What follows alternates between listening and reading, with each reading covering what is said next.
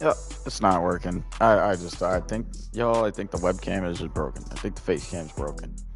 Shouts out to my horrible cat for eventually breaking it over time. Just kidding, he's not horrible. He's just a cord menace. A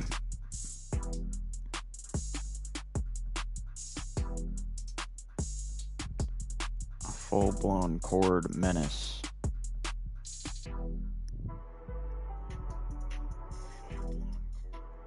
Cool. Sound check is good.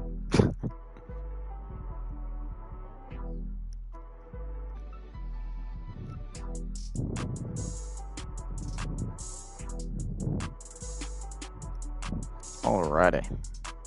Just get over to my own chat. And then we are going to be about good to kick it off. Where's my blanket? Here's my blanket. Blanket. Because my legs are cold. Okay. It's not okay. Alright, y'all. Ladies and gentlemen, we'll let the few people that we have roll in. But we're going to kick things off here, episode 6 of our Denver Broncos franchise. Hey, what's good, Jason Moore? Welcome back to the channel. First chatter. I am doing pretty good this morning. How about yourself? Oh, well, it's probably not morning for you, but how's your day been? Okay, I gotta refamiliarize myself. It's been a few days since we've been on this franchise mode. I believe, as I was saying yesterday, when I was talking about streaming this and our Panthers franchise, we talked about both teams making it and both teams losing in the divisional. So our Broncos here, we had a close game against the Indianapolis Colts in the wild card round. Peyton Manning's return, playing his former team, obviously as a head coach for us. But yeah, we forced 2 picks off Matt Ryan. Russ had a pretty decent day, especially on the ground. He had some good scrambles. Michael Pittman killed us, and Mo Alley Cox killed us. But we were able to pull out a really close win. We watched that last episode. Twas a good one. We also watched this game that we eventually ended up losing to the 6-seeded Buffalo Bills. Josh Allen didn't have the best day, but still threw over 400 yards. Devin Singletary, we were able to stuff down the run. It was a very defensive game throughout the entirety of it. I'd say the difference makers were just their receivers, and Josh Allen, despite struggling throughout most of the day. He picked it up near the end, was able to orchestrate a game-winning drive down the field for the Bills, and at least we lost to the eventual Super Bowl champions, as you can see here. The Biffalo, Bills Nation, Bills Mafia. You finally got your first Super Bowl in franchise history. Especially, and you can even look down here, back at the Super Bowls was it the 80s or was it the 90s? I can't remember, to be honest. I feel stupid. Bills. It was the 90s, right? Yeah, it was the 90s. It was like right around here with the Cowboys. My day's been going good. I'm off work. Ooh, let's go. It's Friday. And you off work. That's sick. I know the Bills made 4 straight Super Bowls somewhere around here. Yep, here's the 4th, the 3rd, the 2nd, and the 1st. All in which they lost from 1990 to what? Yeah, 1993. Just a horrible run of luck for Buffalo. And then obviously last year, you get the AFC divisional round game against the Chiefs, where Josh Allen literally plays as perfect as any quarterback could play. And then Patrick Mahomes and the Chiefs get the ball back with 13 seconds left and somehow tie the game up, take it to overtime, and then beat the Bills. So it's good. Long story short, it's good.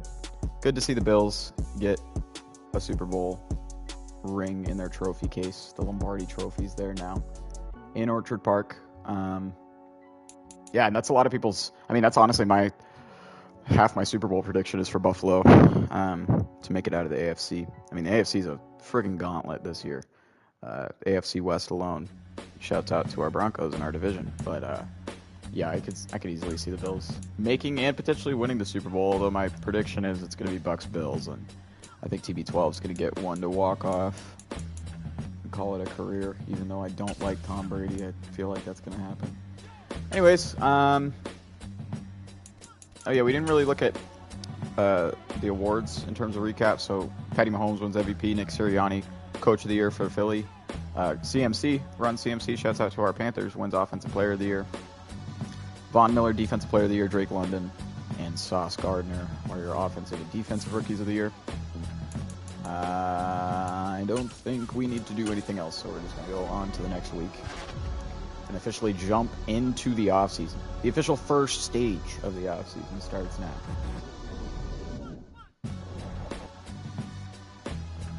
And there's a third mock draft to come out.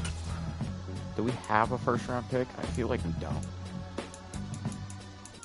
Yeah, we don't, because the Seahawks have our pick. The Seahawks have our 27th pick. So, that's for, obviously, making the trade last offseason for Dangerous Wilson. I can't even remember. We should do, like, a kind of rundown of the draft class. We haven't really done it or been familiar with the draft classes in either of our franchise series with the Broncos or Panthers. You're getting very close to 200. I know, we're 10 away. We're 10 away. I made a short this morning. Briefly mentioning it as well. We hit 190 overnight. Pretty freaking sick. You guys are awesome. You guys are freaking amazing. What am I looking for? What am I looking for? Why did I just go into the roster? I got so distracted just now. Oh yeah, to look at our draft picks, that's what. That is what. Okay, yeah, so we have a 2, 2 3s, 2 4s, a 5, and a 7 this year.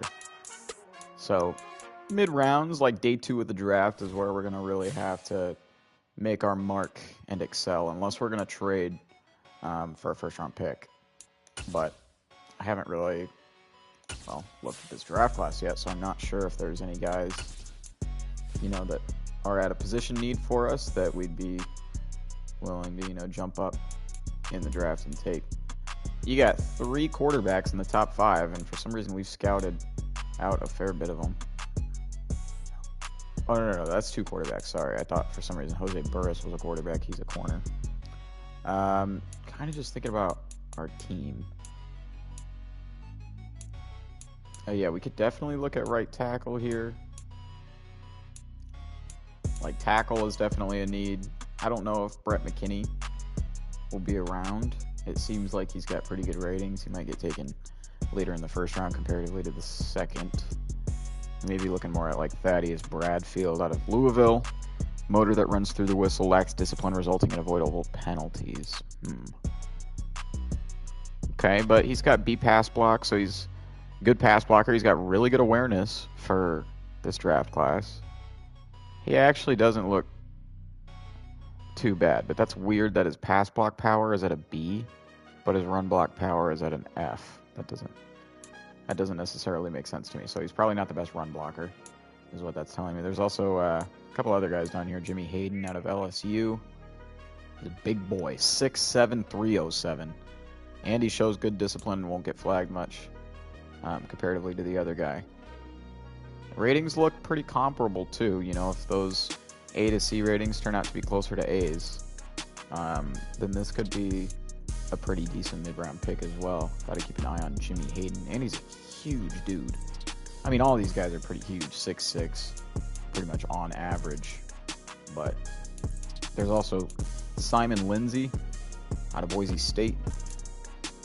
Same intangibles or player notes. We don't know the most about him, so that's about all we're gonna get. But yeah, there's some potential here in the middle rounds for right tackle. I haven't really even looked at left tackle. We got some guys that actually we know that their scheme fits, like Dave Bullard, only 21 out of Alabama, or as Stephen A. Smith likes to say, Alabama.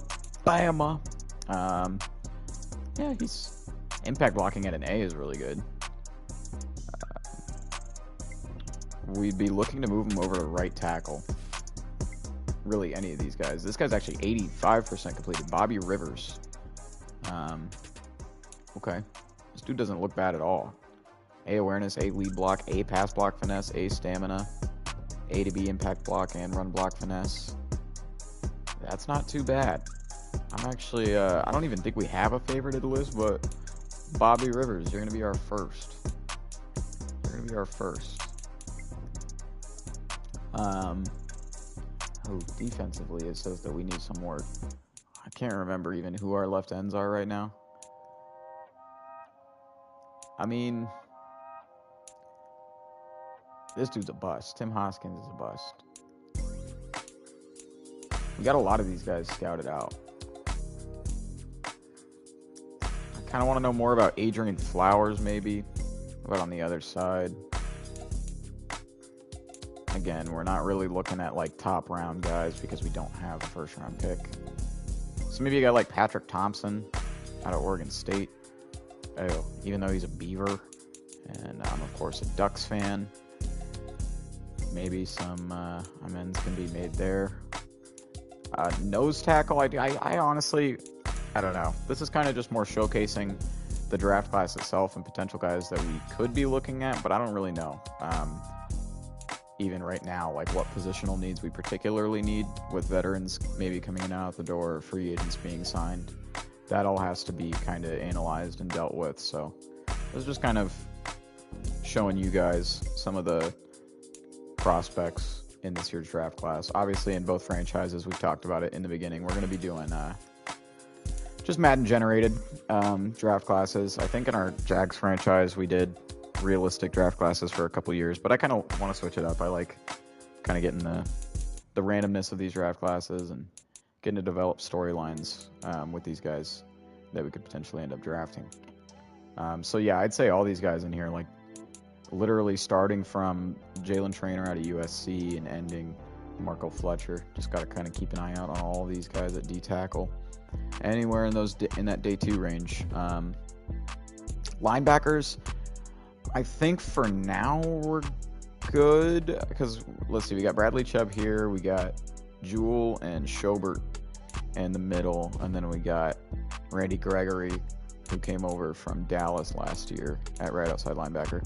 For now we're good, although maybe middle linebacker or right outside we look to make some future replacements. I can't remember. I think that Jewell, Schobert, and Randy Gregory are all somewhere in that high 20s to like early 30s age range.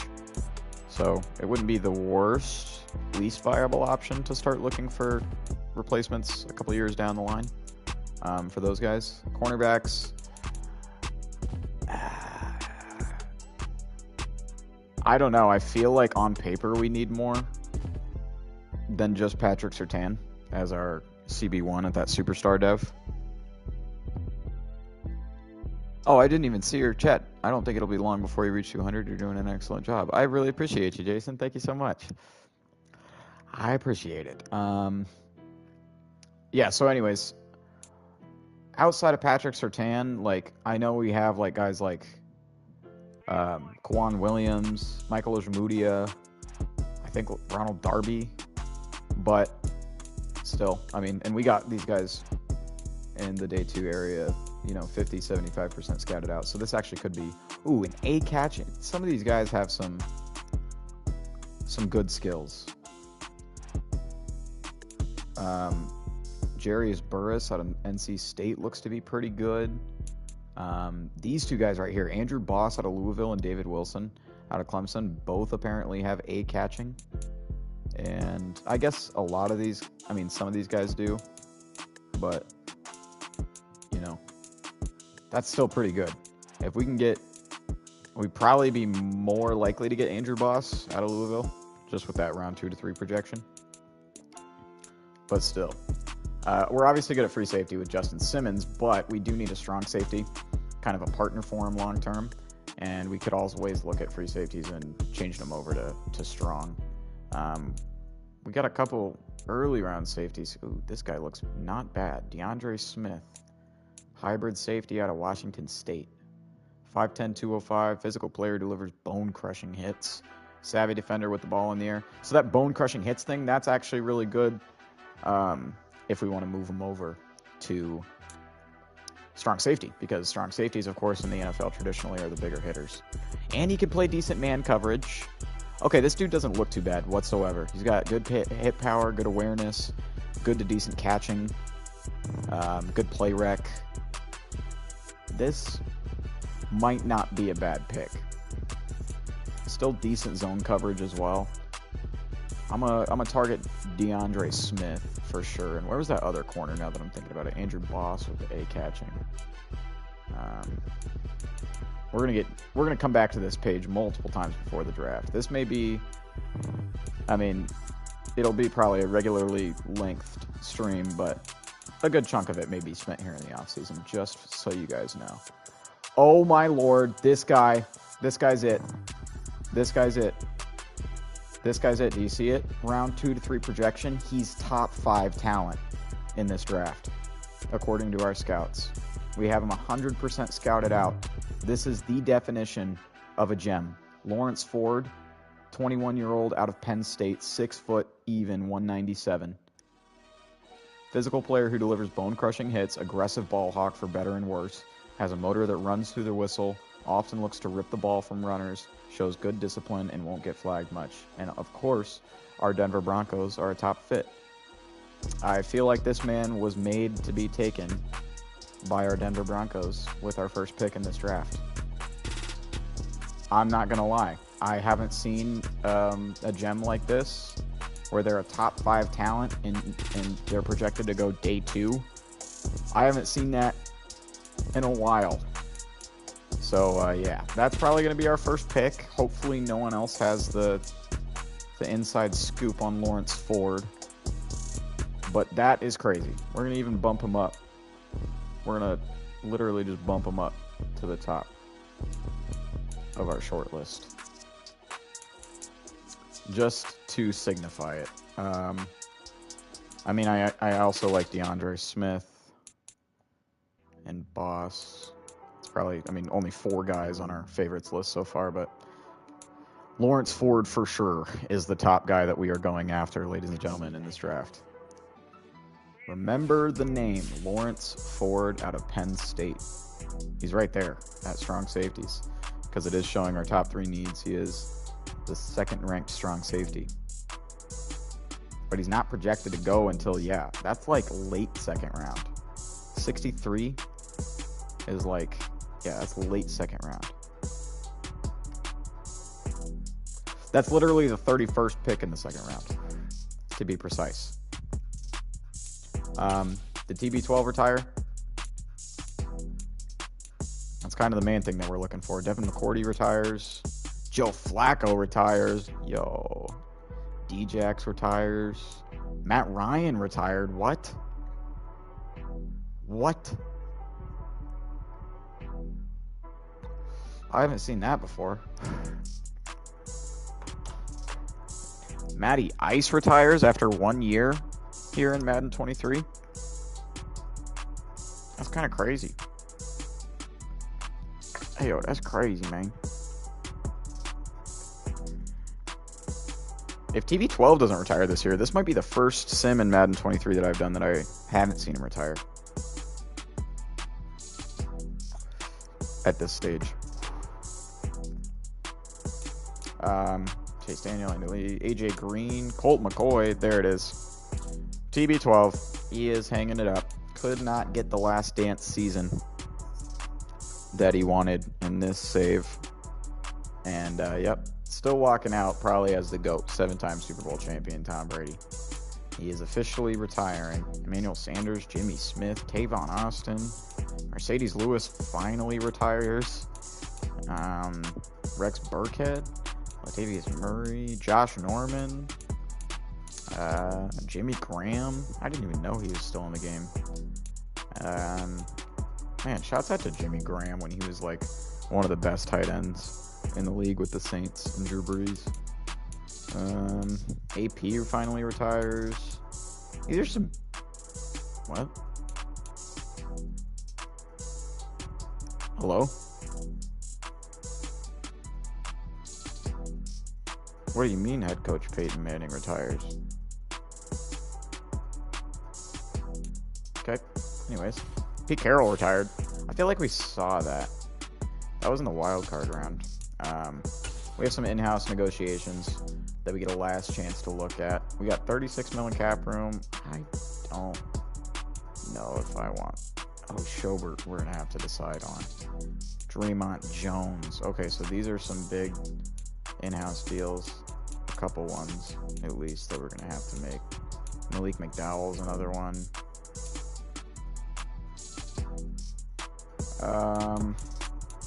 Shoot. Well, let's start with Draymond. It's probably going to be the most difficult. He's not really too... Oh, previous offer. Team friendly? No. What was the last offer that I offered him? 2 years and 3.4 mil, 3.2 bonus. That's a neutral. So we need to offer him a player-friendly deal if we want him to accept. I'm good with 3 point... What was the... Yeah, that's not much of a jump. Half a mil jump. Yeah, we get Draymond Jones back in the building. That's a good signing. Yeah, Schobert's 29, as we were kind of talking about. 3 years, 13 mil. We could offer him a neutral deal and see if he accepts. And he's not going to. So Joe Schobert is going to decline our deal, and he is going to be testing free agency. Man, he's like bounced around to like, what, 3-4 different teams? Why does he do this like every year, it seems like? Or does he just keep getting traded? I'm not too in on the Joe Schobert lore. Malik McDowell is the last one that we would probably think about a little bit. He does have a star dev, but he also is 27. He's only 75 overall. He's asking for like 6.5 mil a year. So I'm not... the problem any of this, the problem we run into is not only is we have to get a replacement if we decide to decline it, but we're a playoff team. We were 12-5, so it's like all these guys have by default a case to make the roster back because this squad was a 12-win team. I don't know though. The player, yeah, he's unlikely to accept that team-friendly deal. But it really doesn't matter. I don't know, it doesn't. Let's see, we have 29 mil, yeah, we'd have 23, around 23 and a half.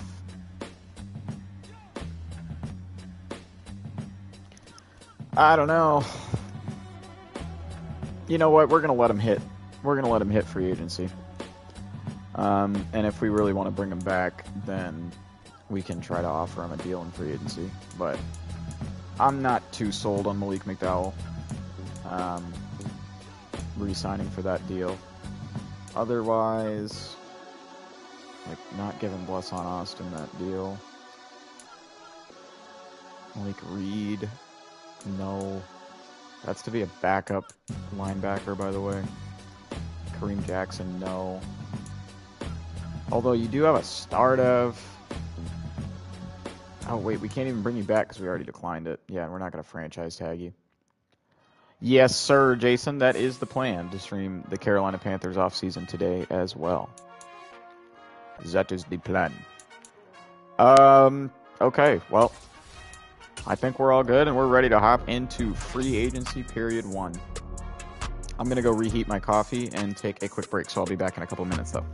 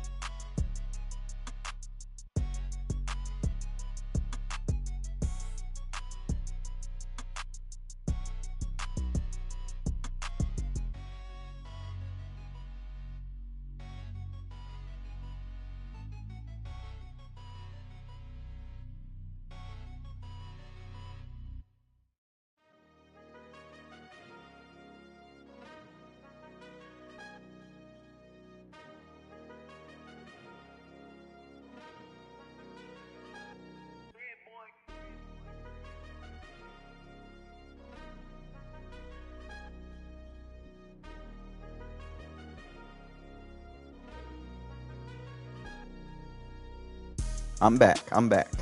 Coffee is very hot.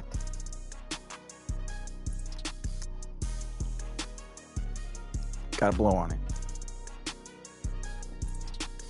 Cool that boy down. Oh yeah, did you guys watch the, anyone in chat, did you guys watch the Bills-Rams game last night? If so, what'd you think? My prediction ended up being correct. Bills did get the dub.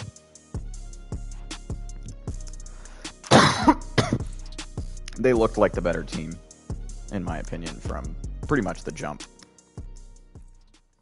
Ooh, and let me pull up my, before we get started in free agency, let me pull up my, my fantasy website, fantasy football website.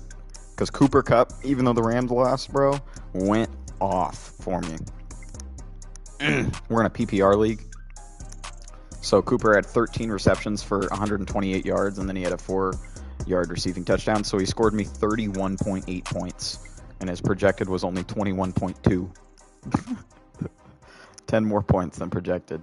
I also had Dawson Knox, but he only scored me 1.5 points because he literally only had 1 reception for 5 yards. So point per reception, 1 point there, and then he got 5 yards. So there's the other half point. But yeah, hey, good start.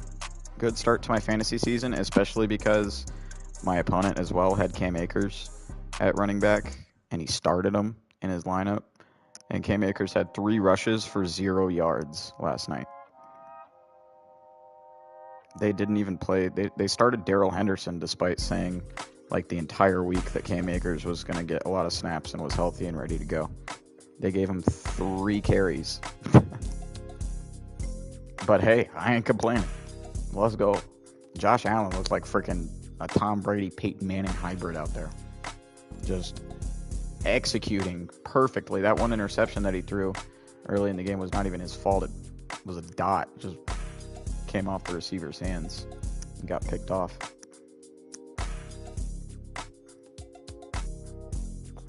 All right. Anywho. Ooh, we get to see combine results. The draft combine has officially happened. Muy interesante. Let's see how our boy Lawrence Ford did. That's really all I care about. 4.53 40-yard dash. That's not bad. Top 10 in strong safeties. 15 reps on the bench. Ooh, he can jump. 38-inch vert. Near 10-foot broad jump. And he's very okay, and he was the best strong safety in the 3-cone and 20-yard shuttle. So he's very elusive as well. Can move side to side very, very, very well, is what that tells us.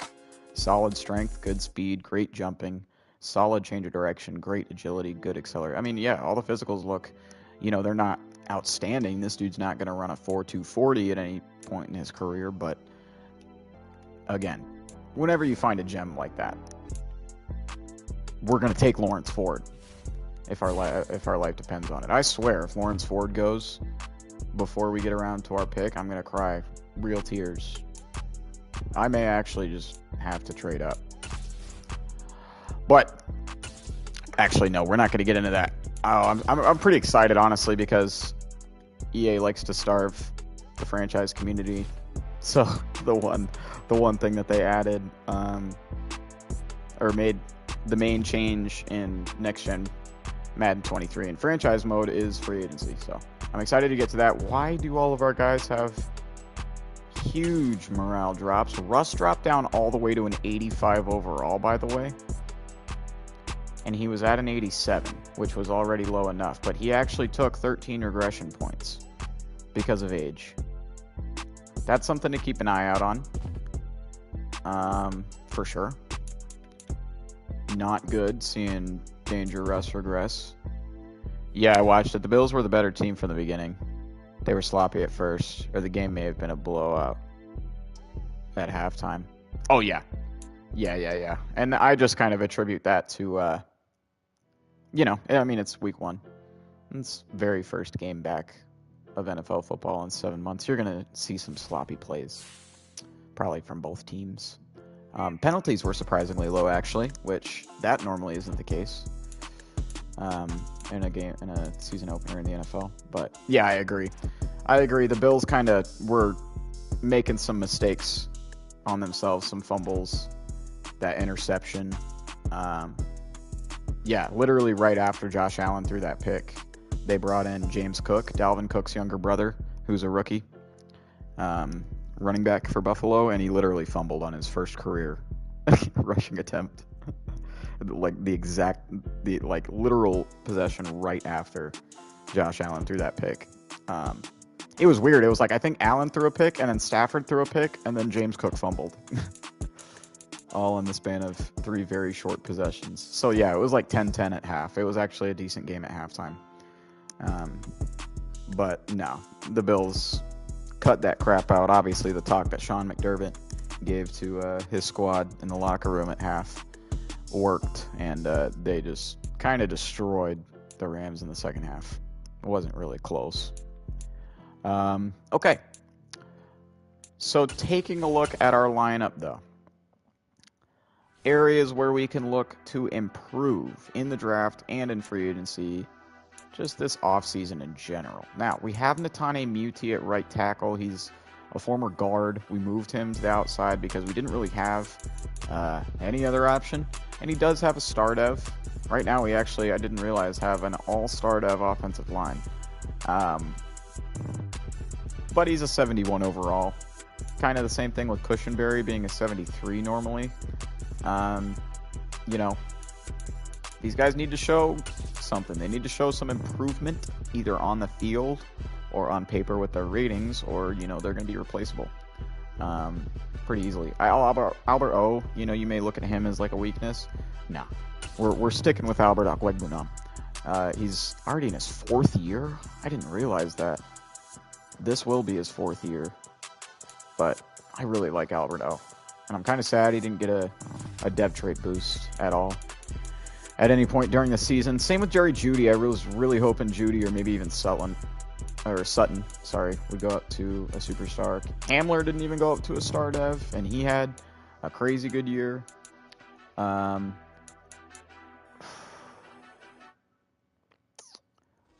don't think we need to look at receiver. We obviously don't need to look at quarterback. We could look at a backup running back and potentially some offensive linemen. Defensively is probably where we need some work for sure. We don't have a strong safety on the roster.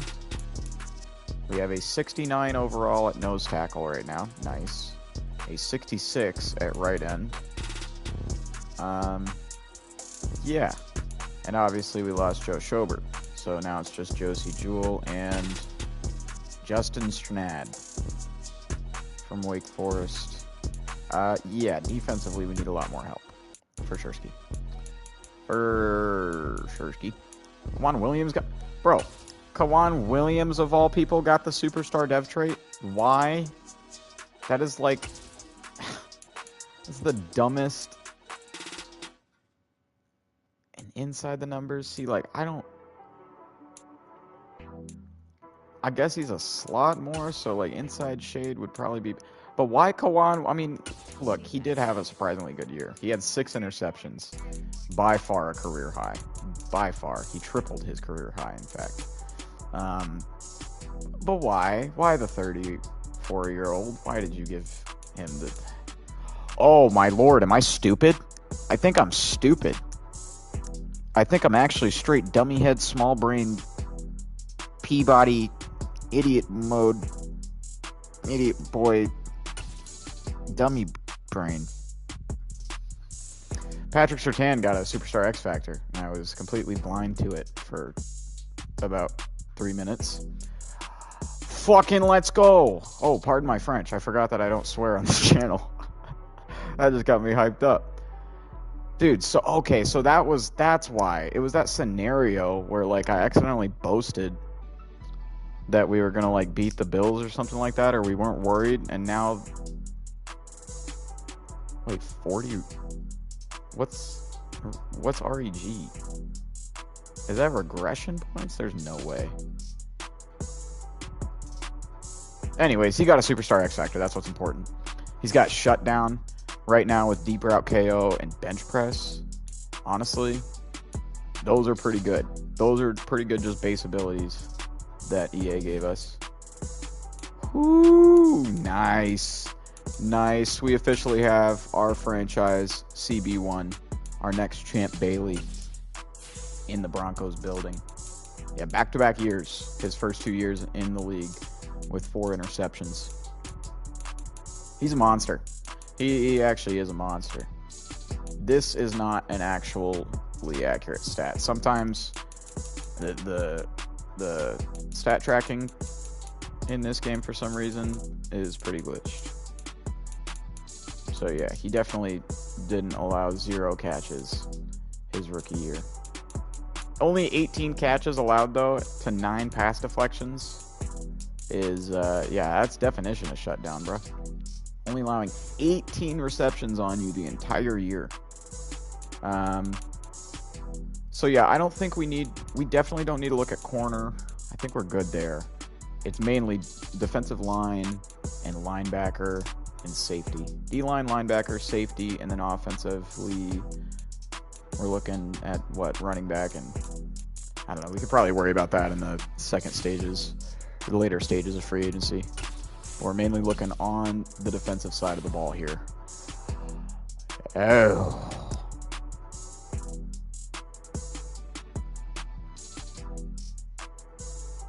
Well, if we want to, just immediately fix that strong safety spot, there's Derwin James, one of the best in the league at that position at a 95 overall superstar dev.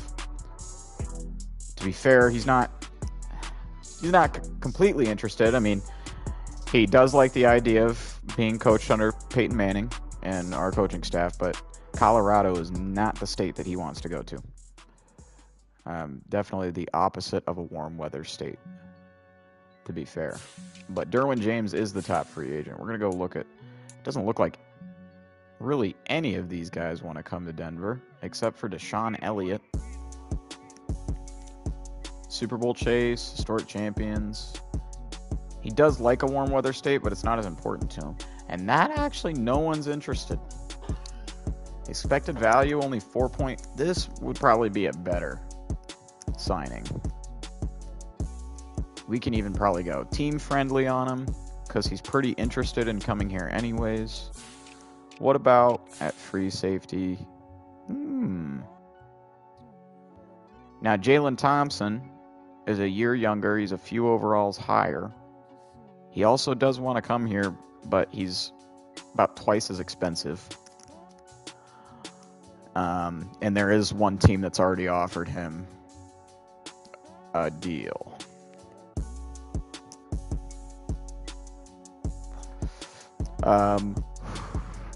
Oh yeah, and if you guys don't know, if you see the eval offers, 3 remaining, so each free agency period, you get like 5 active negotiations and 3 evaluation periods. So, but the negotiations, I think, reset after you go through each evaluation period, and during that as well, players can sign or decline or, ask for more money or stuff like that. So it's designed basically to give more life and longevity within the actual stages of free agency. It's not as boring and basic as just offering a guy a ton of money, simming to the next week, and kind of crossing your fingers that you get him. Which I like.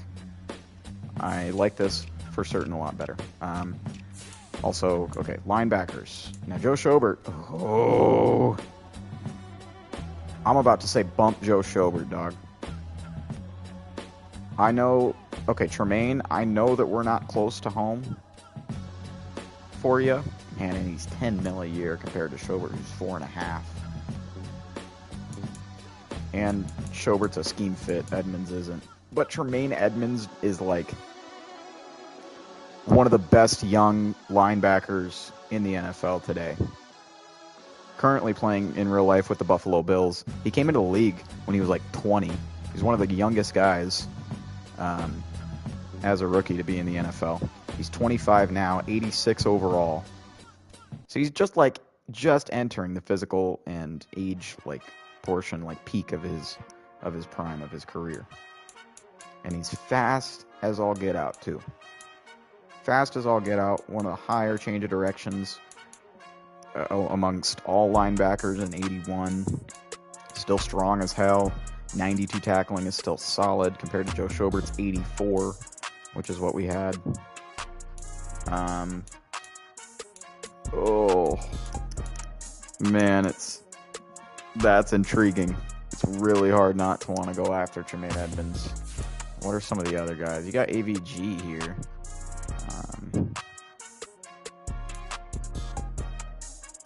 These are more so guys that we can move over to the middle, but Van Ginkel, not really. Quan Alexander, you could move inside, but he's 29.75. Not really looking for there. And then defensive line-wise is the other spot we're looking at. There's some decent nose tackle options, actually. Greg Gaines, Derek Nottie. Malik is here. There are some, I don't know, Solomon Thomas. He doesn't really fit that 3-4 nose tackle spot, though, does he? Greg Gaines is a big, beefy boy. Hey, what's good, Juju? Dubs indeed. We're back with episode 6 of our Broncos franchise. Welcome back to the channel, or welcome to the channel if you're new. We're looking at mainly defensive guys that we need to bring in. And it doesn't look like there's really any interests or fits, unfortunately, for defensive. I mean, Clowney wants to come here, but Clowney wouldn't be a 3-4 pass rusher. He just wouldn't. Dean Lowry would be a scheme fit, but he doesn't want to come here. Tyquan Lewis. Yeah, he could be like a Band-Aid guy, I suppose. Or maybe even Danico Autry. He is a vet with that star dev. I mean, that wouldn't be something too bad to look at. But these aren't guys that I really want to make offers for, like, very beginning of free agency period. We're going for the big boys first. And,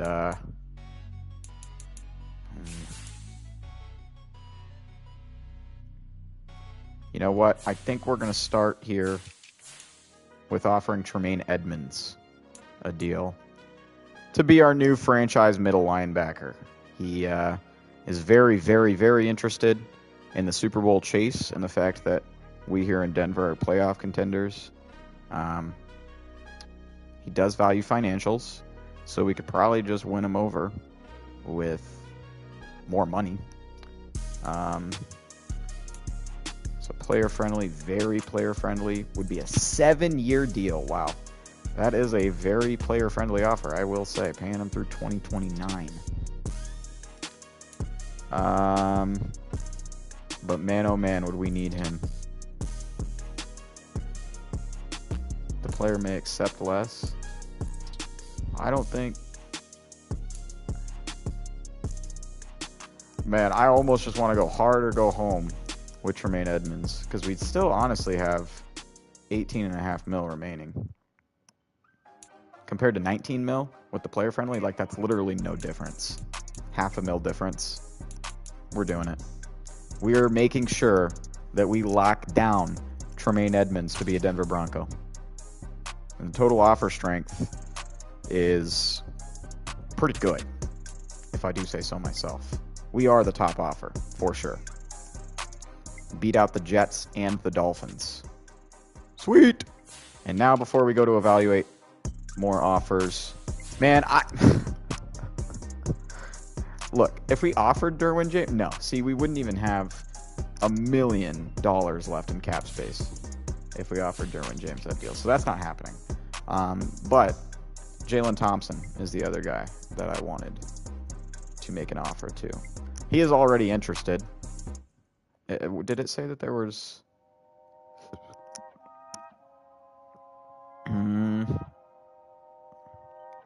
I don't know. Maybe Jalen Thompson, or maybe it's Deshaun Elliott.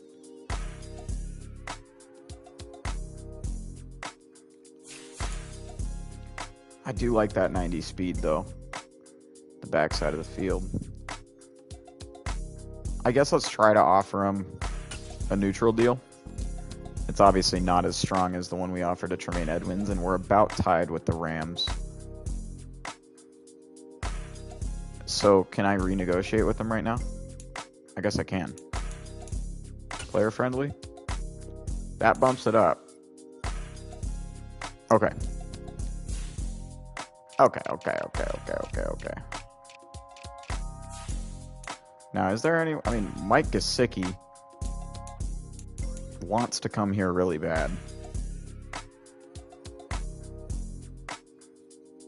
The question is... No, we only have 7 million cap. OBJ? OBJ does not want to come to... Ooh, Calvin Ridley wants to come to Denver. We don't need receivers, though. But that's interesting.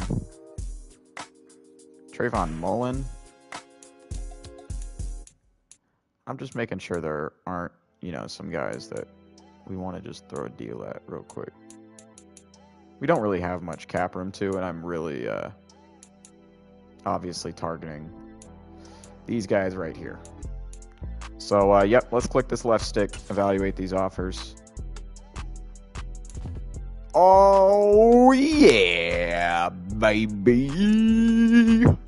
We got both of them. LFG. Welcome to the squad, Tremaine Edmonds and Jalen Thompson. Those are two huge gets in free agency for our Denver Broncos. And we needed that. Big time.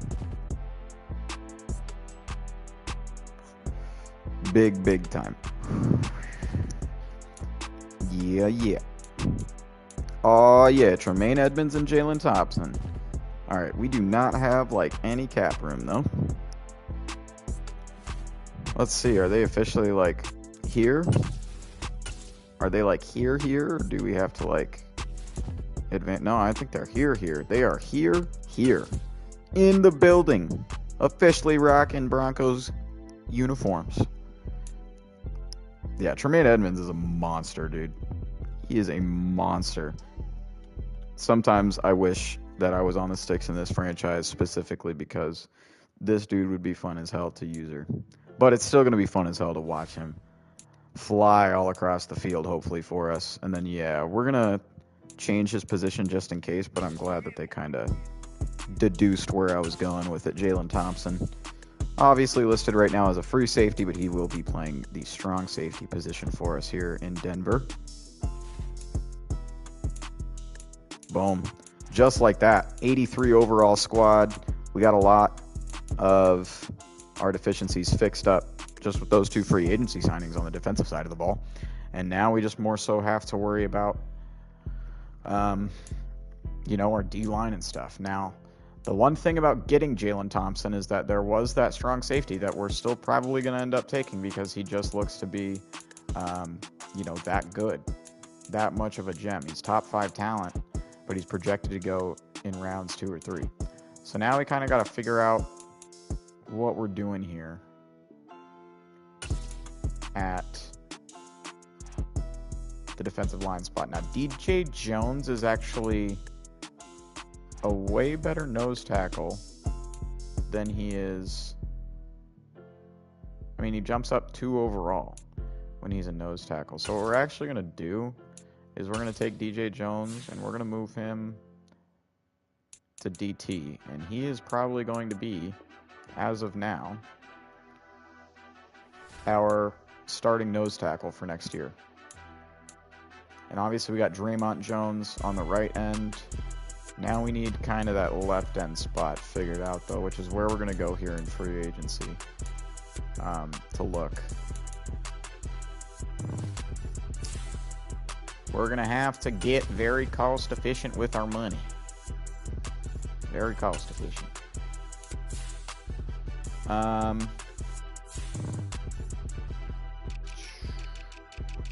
Just honestly, any defensive end that's really cheap. And that would probably want to come here. Zach Allen? That's not too bad. That's Tack McKinley too, but he doesn't really want to come here actually. Tack McKinley's just really fast. Morgan Fox. What about on the left hand side? Clowney's still there. Taekwon Lewis. Danico Autry. D Ford? Is that who I saw? Strange. He wouldn't be a scheme fit for us. Shaq Lawson, I guess, would. Kyle Phillips. I like the stuff on the right side probably more.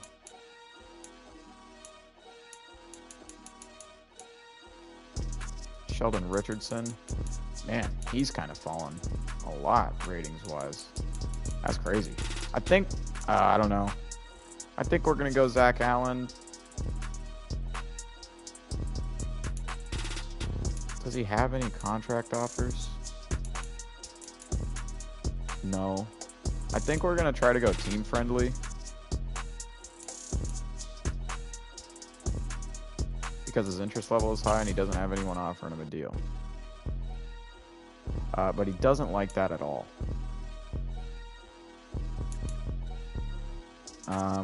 We could try. Let's evaluate.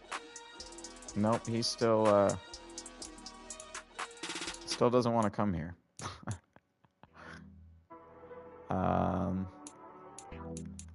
But hey, Zach, we're your only offer still, bub. I'm evaluating again, and he still doesn't want to come here. Okay. Okay. Well, now we're going to have to go into the second period of free agency. But hopefully we can secure that third signing. Obviously not as flashy as Jalen Thompson and Tremaine Edmonds being brought to the squad, but, you know, still could be something. College Pro Day results came out. Okay. Let's take a look back at the free agents list. Derwin James going to the Chicago Bears, by the way. Mike Gesicki going to the Philadelphia Eagles. Kareem Hunt going back to the Texans. Jordan Poyer going to the Texans. OBJ going to the the Texans are loading up. What the hell? Texans are loading up. Bro, Zach Allen, you still do not have... You know what? I really don't care about the extra... Wait, is that saying we'd be negative now? Wait, what happened? What the hell? Okay, he likes that one better. What the hell happened to... That's weird. Anyways. Finally, we get him. Okay. These are probably going to be our 3 signings only. Considering we now only have 2.2 million cap. But hey. Some damn good free agency signings, if I do say so myself. Tremaine Edmonds being one of them. LFG. He is now our pretty much franchise middle linebacker one there. Going to be pairing along with Josie Jewell, because we did lose Joe Schobert. Jalen Thompson. Another guy. I don't know why it says his interest is now like 0, because he did want to come here pretty bad, actually, but... In fact, I think you can see... Oh, he doesn't... Well, you didn't tell me about that, Jalen. It actually did change. But he apparently does not like being in a 3-4, even though at strong safety that really does not impact you whatsoever. He doesn't like that there's... He wants no state income tax. And obviously that's not the case in Colorado. But that was never known to me. And then, anyways, yeah, we got Zach Allen as well. It's just kind of a Band-Aid right end. Let's see. Let's see if any of our guys kind of performed a little bit better in the pro day.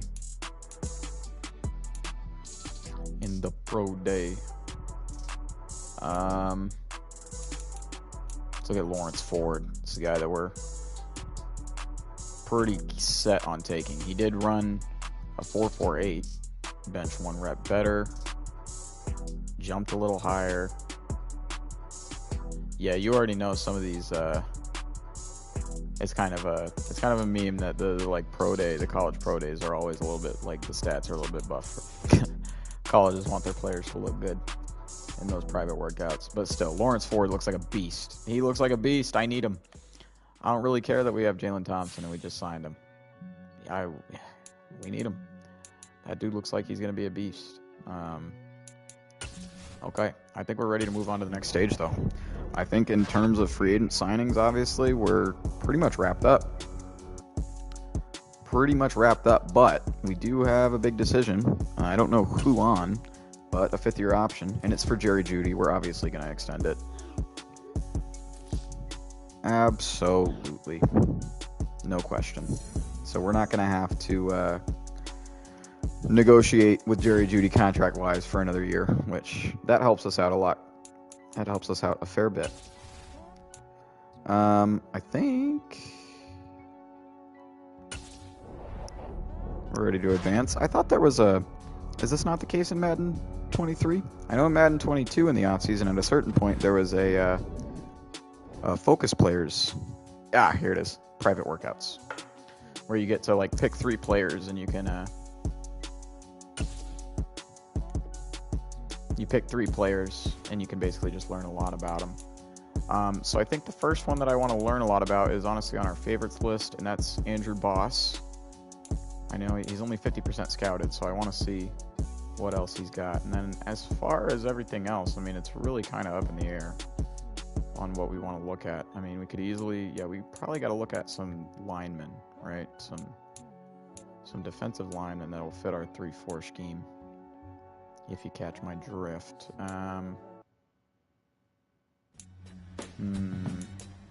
Oops. Maybe... I don't really know, actually. I mean, we know Troy Conway's a scheme fit, but his stats don't really look too good. What about D tackles? Yeah, this is probably where we're going to go. I kind of want to know, between Jalen Traynor out of USC. Actually, both of USC's defensive tackles, interestingly enough. Jalen Traynor and LaRon Hayden.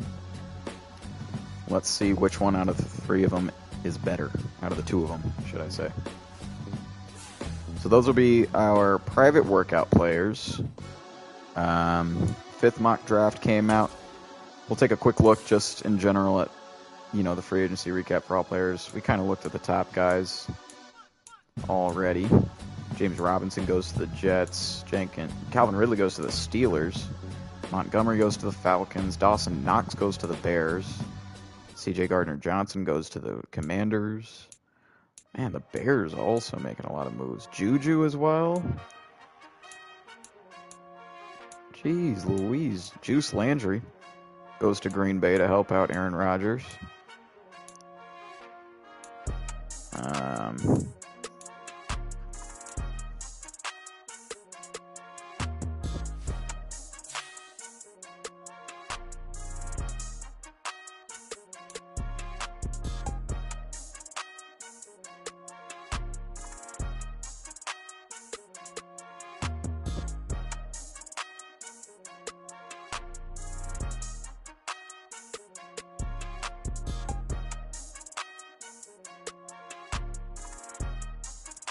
Okay.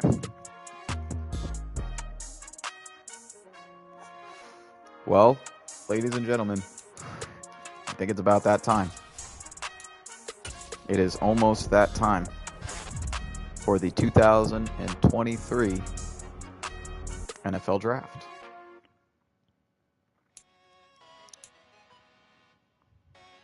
It says our top 3 needs now are left end, right tackle, and center. Which is interesting because that was, we were just talking about Lloyd Cushenberry III and Antani Muti.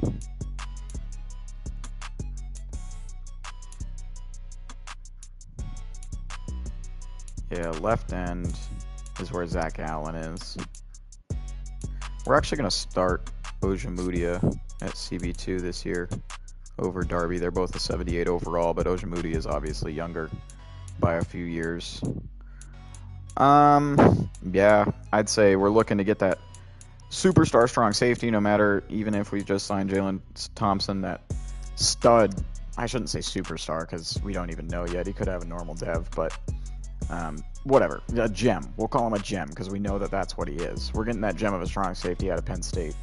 And then after that, we're probably, going to look to upgrade either the nose tackle spot or the left end spot defensively. Then after that, probably either middle linebacker, maybe we look somewhere on the offensive side of the ball. Who knows? But what I do know is that I am going to go make another cup of coffee. So I will be right back, probably max in 5 minutes.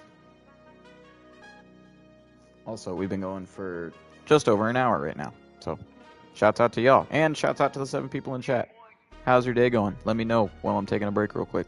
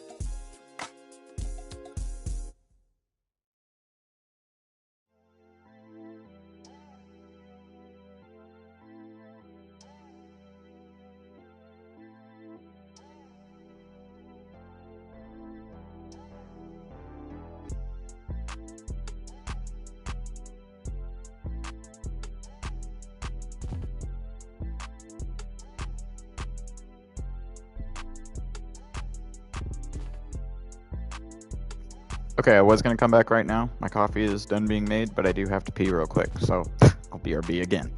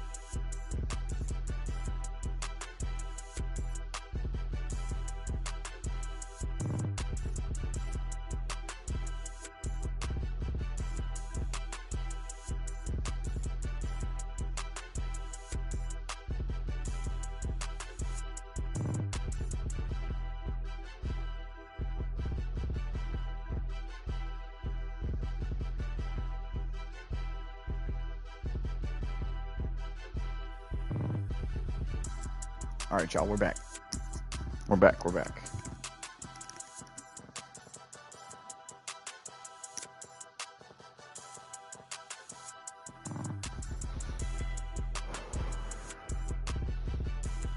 Without further ado, let's get it.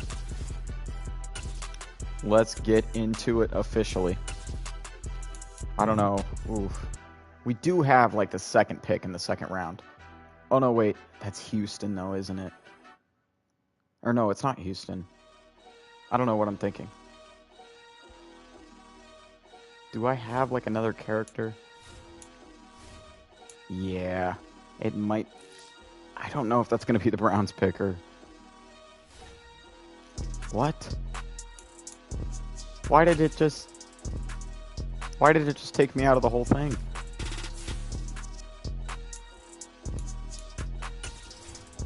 I'm just gonna save real quick, just to be safe.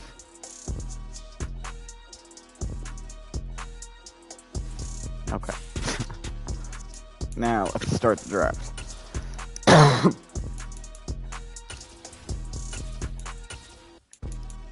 We'll pause it. First overall pick is going to be B.J. Patton, the right end out of Purdue, going to the Houston Texans. Then Jose Burris, out of North Dakota State, goes to Detroit.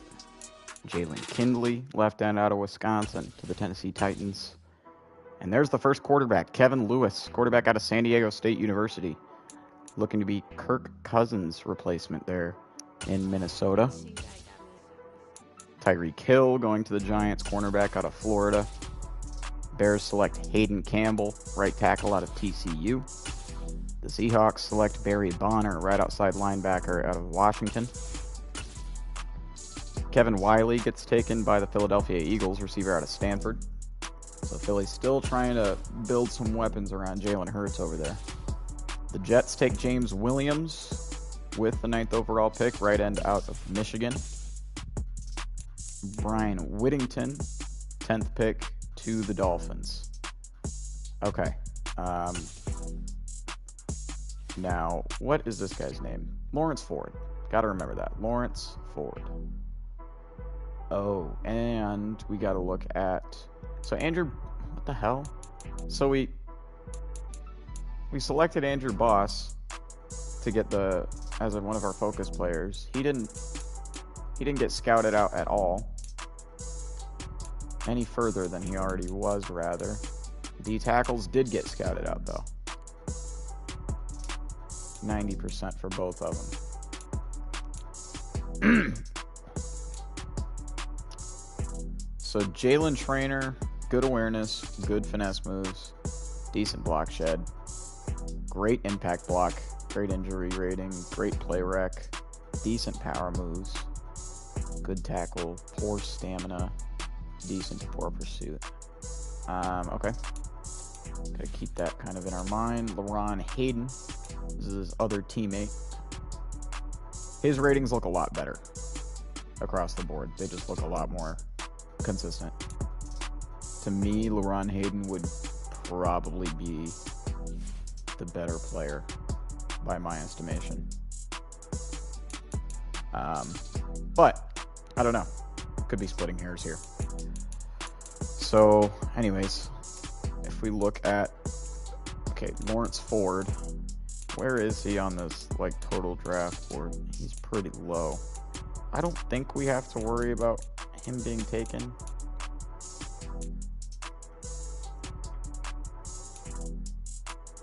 I'm also now realizing Teddy Moore and Lawrence Ford were teammates at Penn State. They were both safeties. Okay, so once we see Teddy Moore go, though, we should probably be a little bit concerned. All we really care about is Lawrence Ford.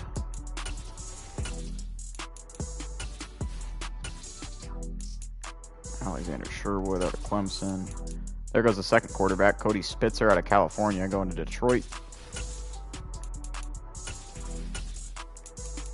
Connor Jeffries, middle linebacker. Barry Morris. Tim Hoskins. Roman Weber. Demetrius Kitchen, there's a safety. Conrad Mann is the third quarterback out of Miami, going to the Commanders. Josh North to the Seahawks. Ramon Wade. Here's a D tackle. The Texans take Greg Bennett. Oh, yeah, we're going to be able to get him.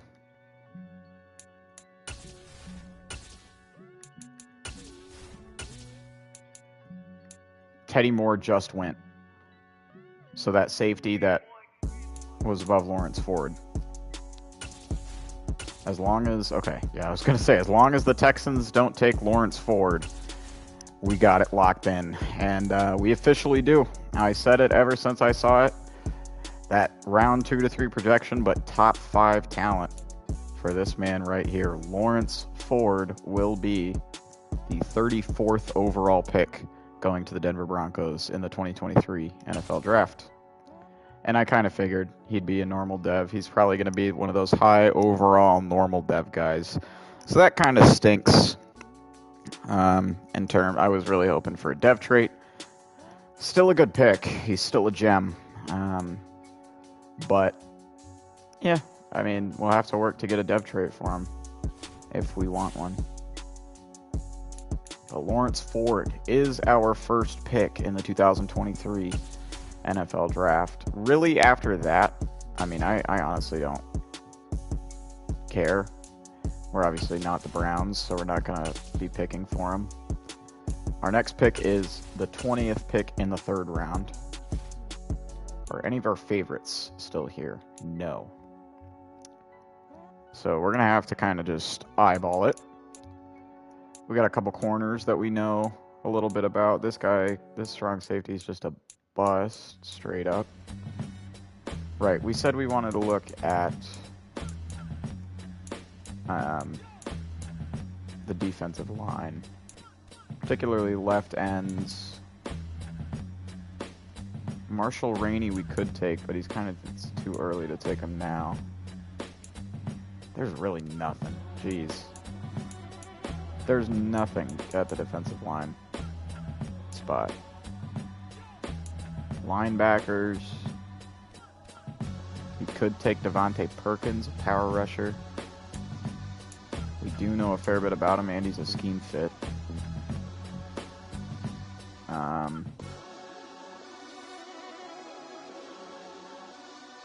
Good power moves.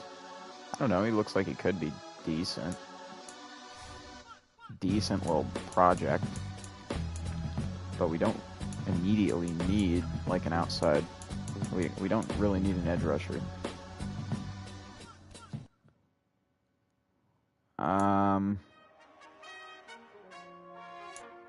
Lance Walls. Man, I don't know. Neither of these guys look very good. Deontay Streets or Kyrie Pemberton. What about offensively, like centers? Are there any? Jace Wentz. He is a scheme fit.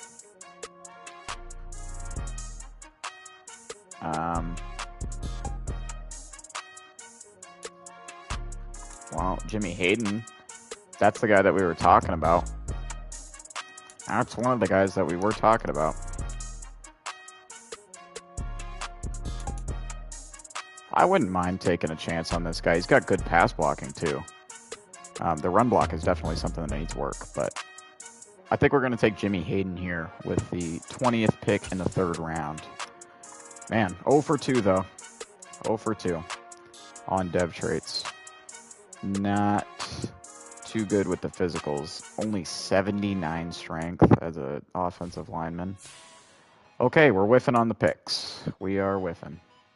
We're whiffing.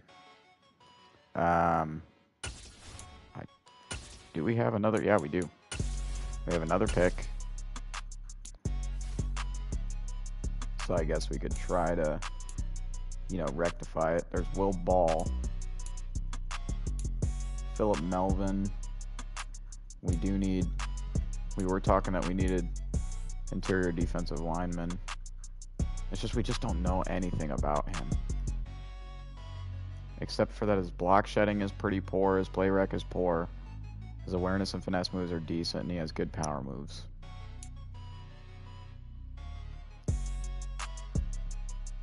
I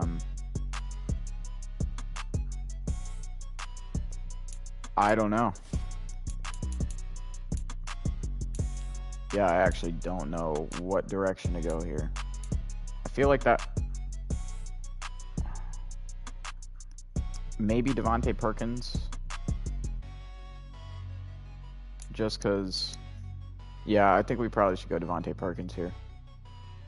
You know, he's got decent block shedding, good pursuit, decent tackling. He's got good power moves. Let's take him. Oh, thank the Lord, and we get an achievement for it. Devontae Perkins is the guy that we draft that ends up having a hidden dev. Our first hidden dev, well, ever here in Madden 23. Because this is our first draft here with our Denver Broncos. 81 speed, 73 strength, 77 jumping, 87 excel. Hidden dev, 24 years old. I didn't even realize he was a bit of a older rookie. Still. Solid pick there. Left outside linebacker out of USF. And we have the second overall pick in the 4th round. So we could still take a guy like either Will Ball, Philip Melvin. Now, Will Ball might be a guy that we could move. I mean, 227, he's kind of light. He could have really good stuff, potentially. But he also could potentially be not good at all. But with good awareness, good tackling, and decent pursuit in the mid-rounds, and he could potentially have some good zone coverage and man coverage, we're going to take a chance here, I think, on the left outside linebacker out of Florida. Doesn't really pay off. Normal dev. He's got 91 excel, though. He's an athlete for sure. He's an athlete, and we'll definitely move him into the middle linebacker spot. Yep, we're not the Browns. Next pick of ours is late here in the 4th round. Yeah, these guys are like busts. They're just sitting up here. Okay. We're kind of getting into the day 3 type guys.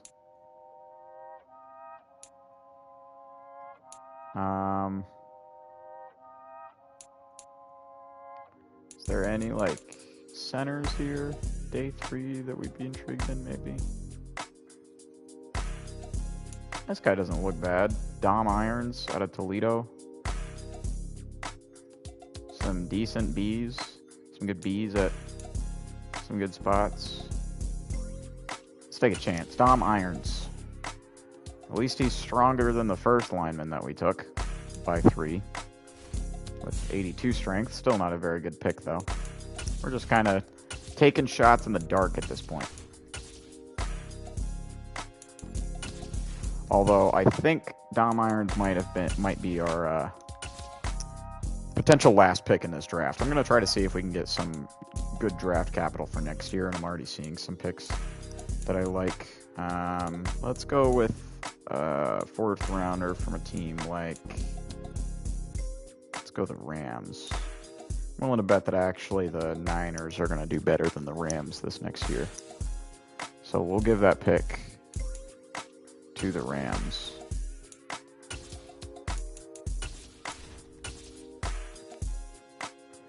And then, come on.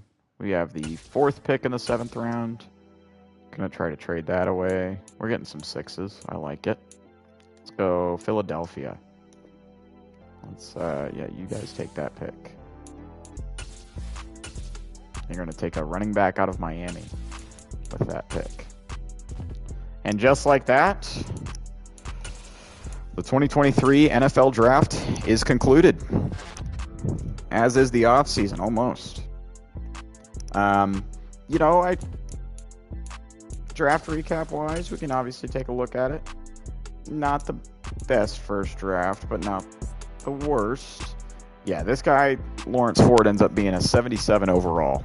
So he's really high base rating. And he's only 21, rookie out of Penn State, 90 speed. He's got 76 zone, 90 excel as well, 78 hit power, 76 awareness, 81 pursuit. Yeah, the tackling, the play rec, The block shedding needs to be improved upon.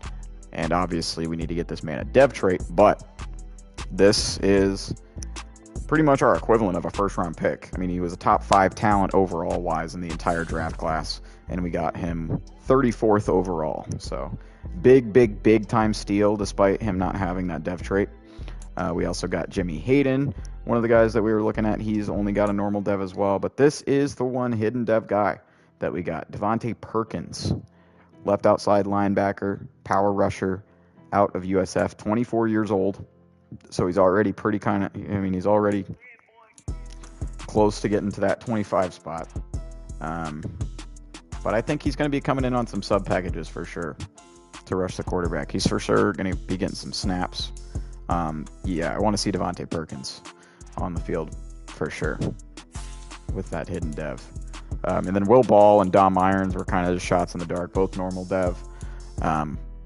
Nothing really to write home about. But 2 bright spots in our draft recap for sure are Lawrence Ford and Devontae Perkins. And I think just like that, I think we are about to get ready officially to go into the 2023 NFL season here with our Denver Broncos. Year 2 officially has started about an hour and a half, into episode 6 of our Denver Broncos franchise. And we have an extra roster spot. We have actually quite a bit of extra roster spots. Can we snag some guys maybe off free agency? Darrell Henderson didn't get signed. That's weird. DJ Chark. Deontay Hardy.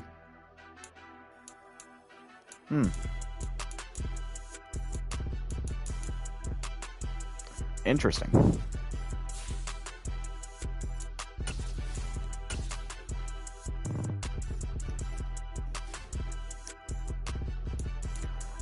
Yeah, when we look at our roster, we probably do need to fill out some spots here. Like, we don't have really a fullback. We don't have a backup running back, really. We don't really have a 4th receiver.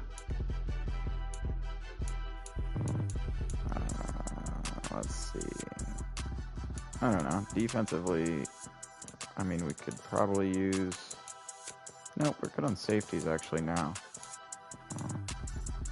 Yeah, we just probably need to fill out some depth spots real quick here, so that's probably what we're going to do. Fullback is probably first order of business. First order of business. They got a fullback on the free agents list. They do. Kari Blasting game. Scheme fit. Yep. I'll take it. Oh, but we don't have, like, any cap room. Oh, shoot. Would a backup quarterback be more useful or a backup running back? Probably a backup running back, right? Is there one that's super cheap that we can just bring in? Donta Foreman. Jordan Howard. Derek Gore? Is that like Frank Gore's like kid or something?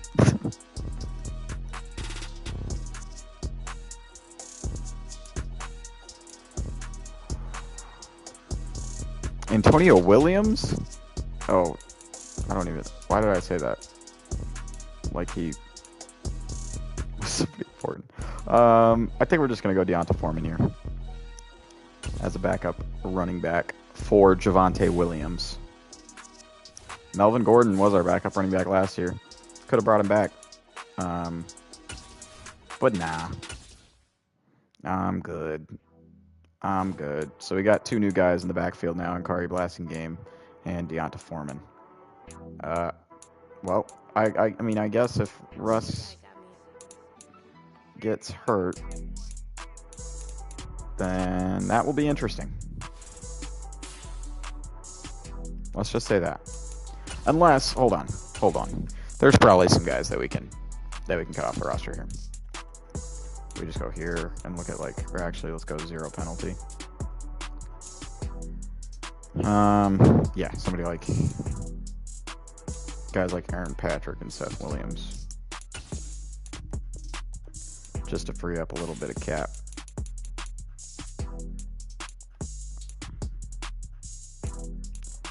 So that we can get some more valuable depth positions here. 8-10, yeah, that's a lot of money to free up. Sorry, Matt Henningsen.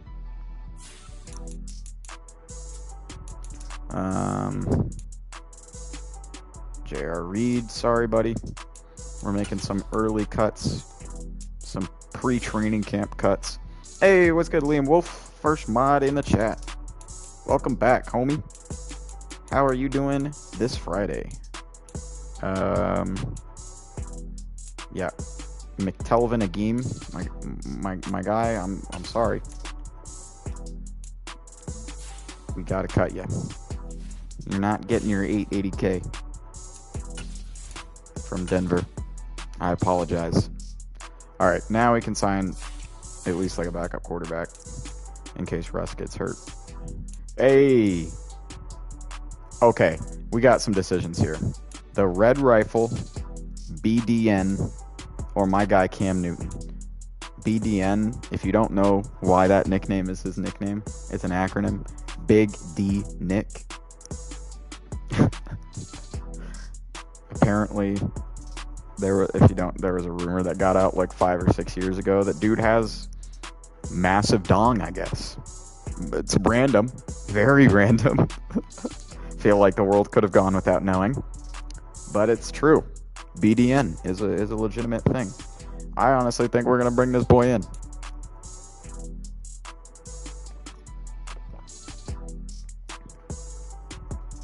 Oh, you want Cam?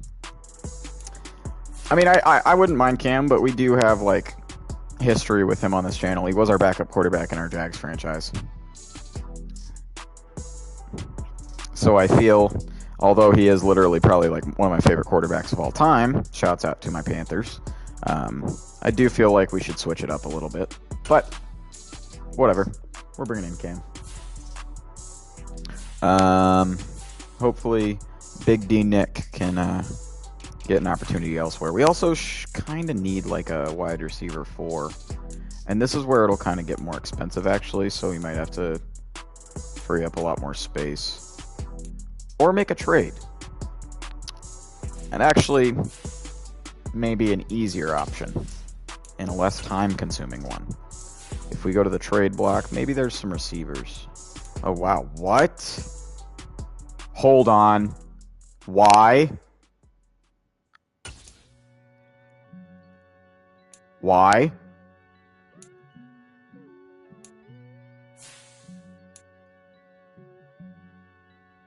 Now, hear me out. The earliest that this man would be playing for us would be next year if we decide to not bring back Russell Wilson.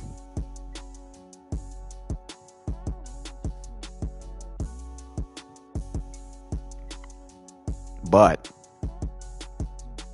it could be an option.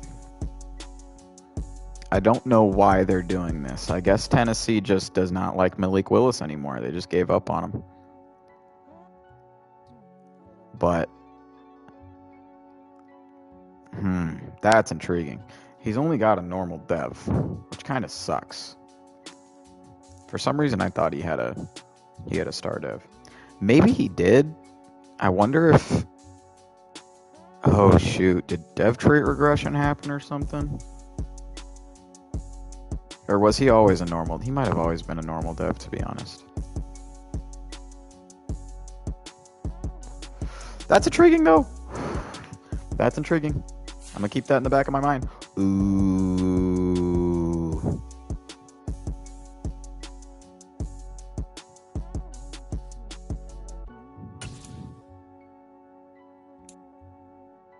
He's got speed.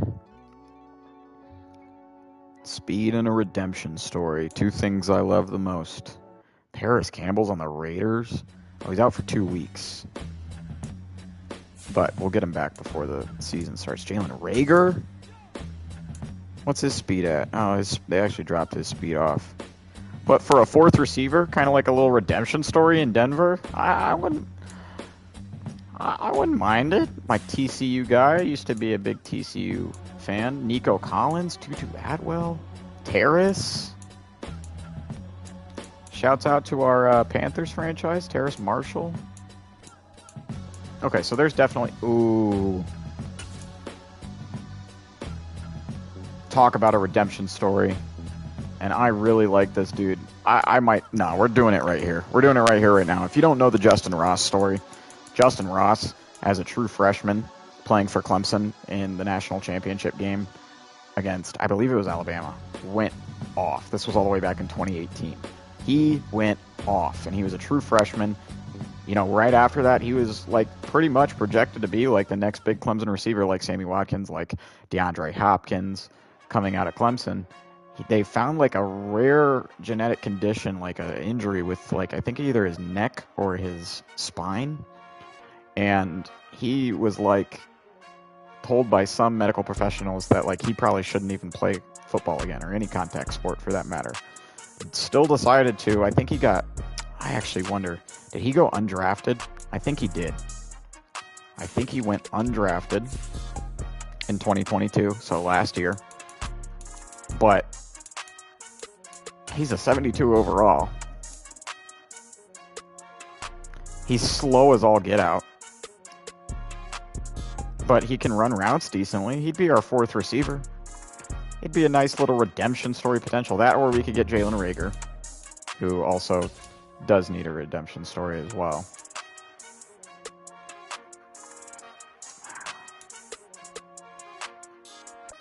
I mean, or we get both. And just have kind of a wide receiver battle in the preseason for that fourth wide receiver spot between Reagor and Justin Ross. I wouldn't mind bringing in both if the opportunity allows us to do so. You would think Justin Ross? Yeah.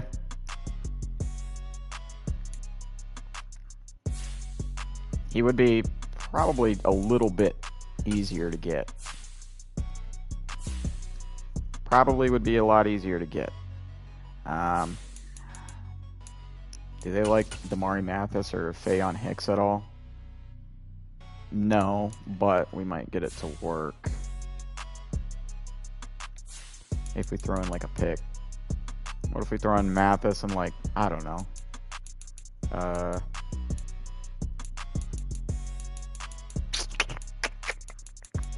thought we had multiple first rounders.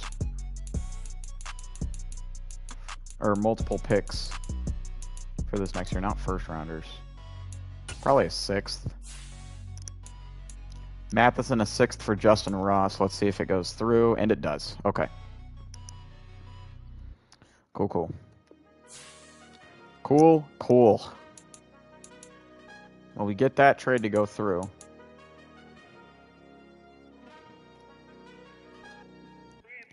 Man, there's still like a lot of roster spots we have on the squad. We have 3. We don't even have a 53-man roster right now, but it's like we don't have any cap space. We have none. No cap space. But Justin Ross, now rocking number 11 here in Denver. He's officially a Bronco and our fourth receiver in that receiving room. Yeah, okay. We filled out some depth now. I feel good. I feel good about it. I don't really feel good about the fact that we don't have, like, I don't know, anything in terms of, like, depth. Like, we have depth, but it's like we still only got 50 guys on the squad. And if we look at, like, I don't even know how much cap room we have. We don't have much.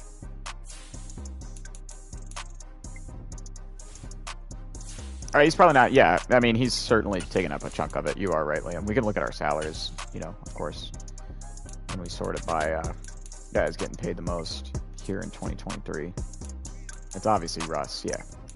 Taking up 27 mil, all by his lonesome. You know, Cortland's getting a lot of money. Simmons is getting a lot of money. Garrett Bowles is getting paid a bag as well. Randy Gregory is getting paid a bag. Glasnow is getting paid a bag. What? Why? Okay, we are trading Graham Glasnow. What? What in the hell? What is that contract? Ronald Darby, we could honestly probably move on from as well. Let's actually go to like 1-year deal, guys, and see if, you know, there's any deals like that. So obviously Graham Glasnow getting paid 14 frickin' mil to not even start. He's not starting, I don't think. That's ridiculous. That's my fault. Josie Jewell, that's not too horrible of a deal. Purcell can get dealt 4.2 mil for a 69 overall backup. That's not good. Okay. Yeah, I think we got our 3 guys. Let's look to deal Mike Purcell, Graham Glasgow, excuse me, and Ronald Darby. And that should actually free up a good chunk of cap. Not free agents, you idiot-centric. Going to the trade center. Manual trade, and we are putting those 3 guys that we just mentioned up. First is Glasgow. I don't know. If anyone is whatsoever interested in taking him, we're moving him. No one even has more than red, or more than red on him. So, well, first we got to find a team that's positive in the cap. Let's just trade him to Philly, I guess. And Philly, you can give us, will you give us a 5th for Glasgow? I guess so, sure.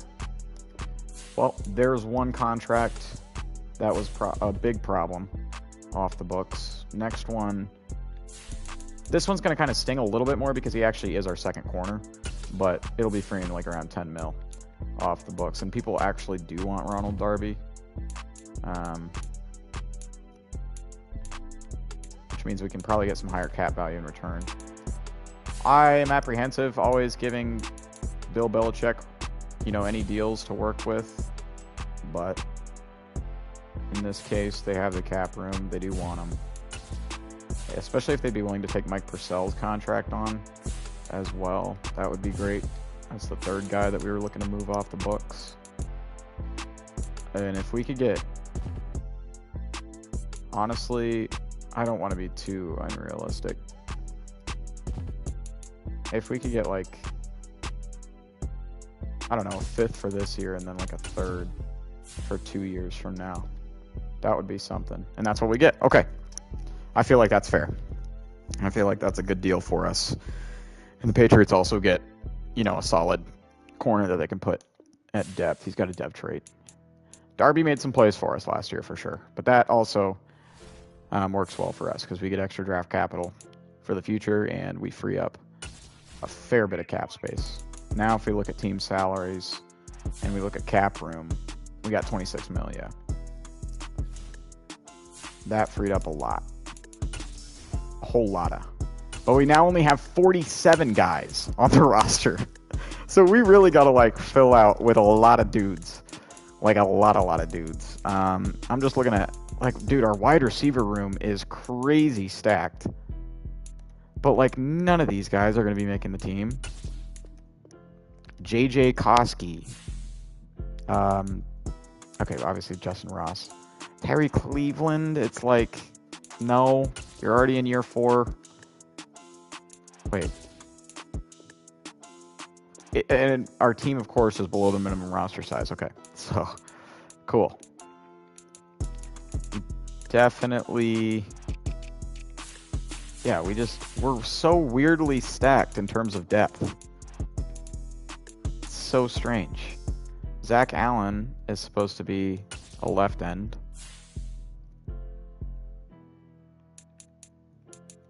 Doesn't matter too much in terms of depth chart, but just in terms of rosters. I just kind of want it looking all neat. DJ Jones is our only, yeah, we need more nose tackles. We're good. Definitely good at linebacker depth. Definitely need more corners on the roster. And we're good to say, okay, so D tackle, corner. Let's see, what else? I guess guard and tackle. Hey, what's good, Brandon Schutz? Welcome back to the channel. I accidentally just kissed my mic a little bit. How are you doing, homie? How is your day going? Okay. All right, we're just kind of filling out depth spots here after getting a lot of free, a lot of free cap space cleared up. So corner is probably going to want to be one of the first ones. Darius Phillips is a good one. And, okay, there are actually some decent spots, like back-to-back right here. 2 27-year-olds. No, Isaiah Oliver is really a good one there, too. Damn. We'll get Tavier Thomas as one corner, and we'll also get Isaiah Oliver as another one.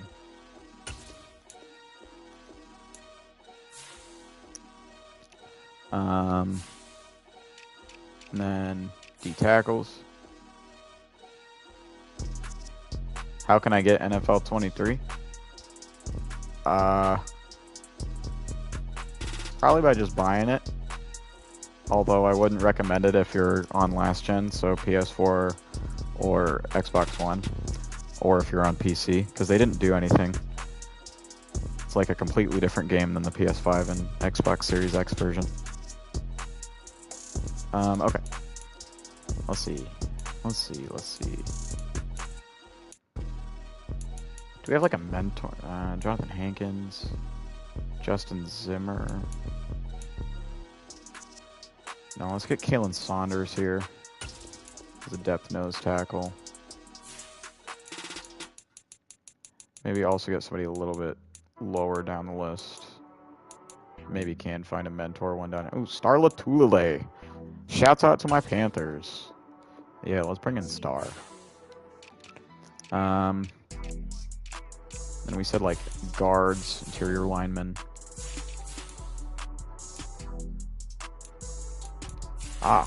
Ross Pierschbacher. Perfect. Especially because of that name. He's a scheme fit as well. Austin Blythe, sure. I have it on PC. How can I download it?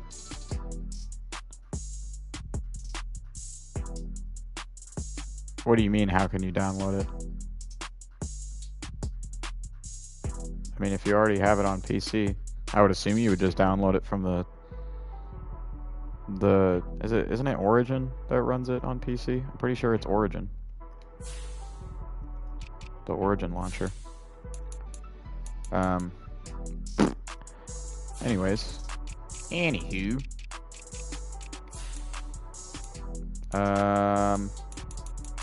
You know, we could use a third string running back.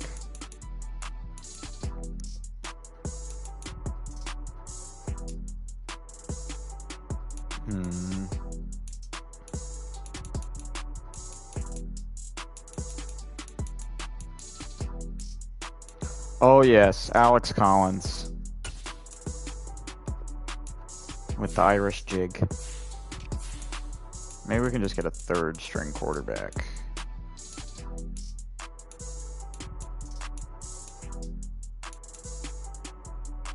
Oh, Cole McDonald.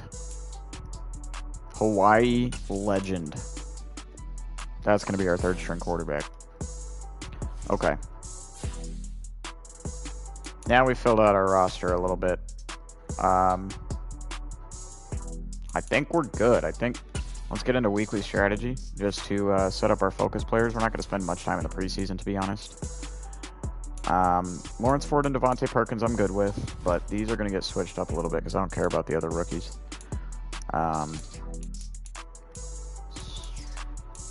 Let's see. Who do we want in a focus spot this year? Natane Muti could be some potential to get that. Trying to develop him more as a right tackle.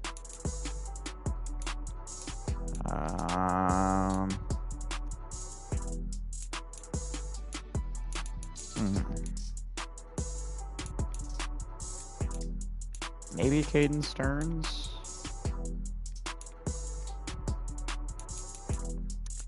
don't really know, actually. Oh, actually, for sure, Justin Ross. And then, I guess, we'll go Netane Muti.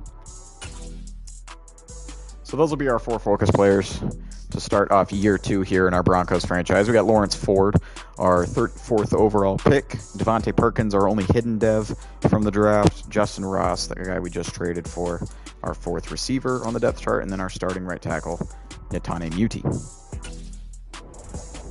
And that will be that.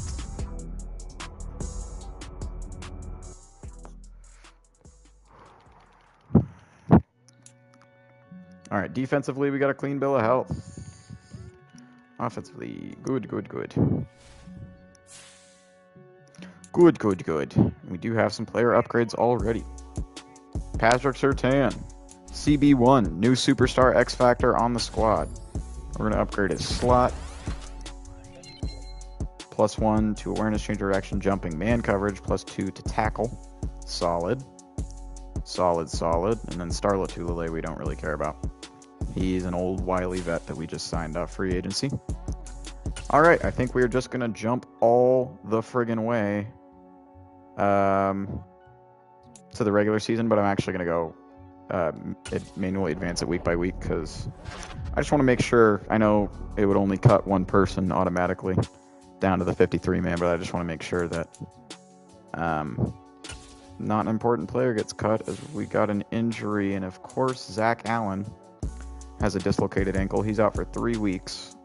He should be ready to go by week 1 start, going up against the Patriots, by the way. Week 1 of the regular season in Foxborough. Should be ready for that, but still, that's a little bit troublesome. Never like to see that. Hopefully we just don't have any more injuries, knock on wood. Oh yes, Justin Ross already with an upgrade. We're going to get his playmaker archetype upgraded, trying to get him to a scheme fit. Ooh, nice. +2 to short route, +3 to medium route. Okay, there you go, Justin. Route running getting a little bit better for him there. Always love to see it. And, okay, we're 1-1. Going up against the 2-0 Niners to cap off the preseason. And we do get a win. But we do get 2 new injuries. My knocking on wood didn't work. Oh boy. And they're both huge injuries. Actually, one of them is. The other not so much. But KJ Hamler with a ruptured disc. Our slot, well no, pretty much one of our main outside receivers is out. And also we have a depth receiver who's also injured. Albert O with an upgrade, that's solid. At least there's some sort of silver lining. He's now a 76 overall. +2 to catching. Good stuff. We'll auto upgrade Deonta Foreman. And we got to cut one player.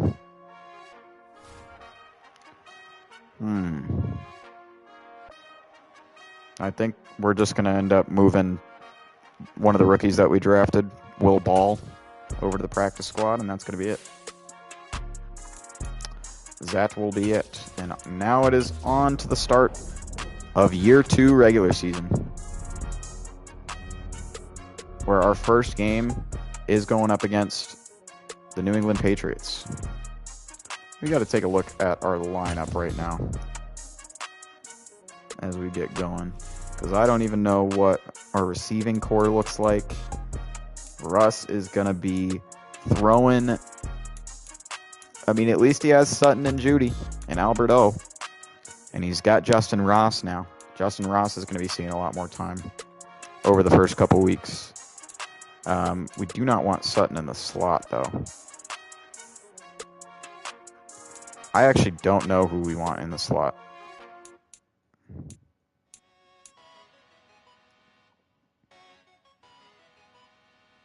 I guess we'll have Justin Ross be in there.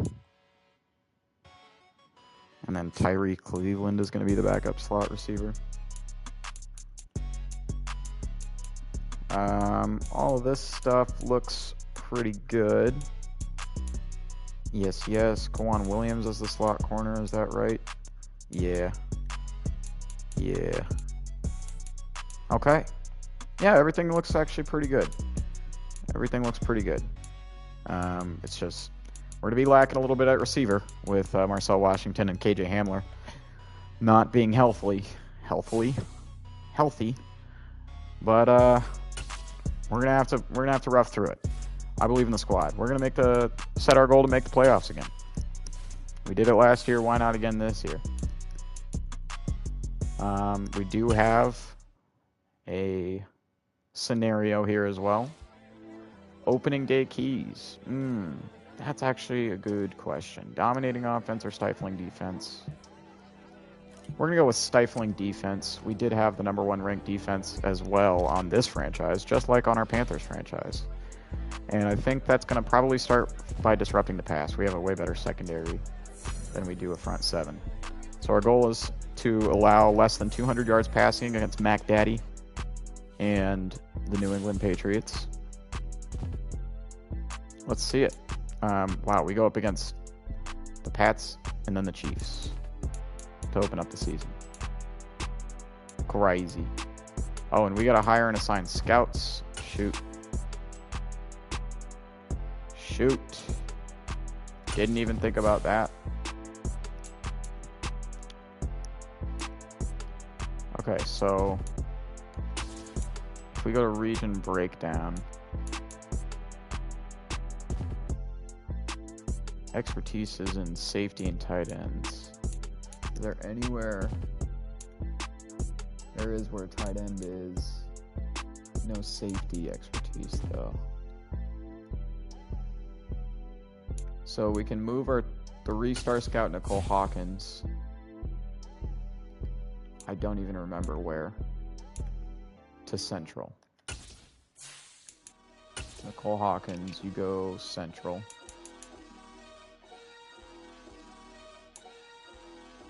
Okay, so our national scout looks to be good there. Offensive tackle, that's the strength. We could potentially still end up needing offensive tackle too. So quarterback safety, Mason Sheets, that's not fitting with the West. Tight end, we could still end up needing. Northeast quarterback, right end, corner. So what if we'll send Mason Sheets to the Northeast.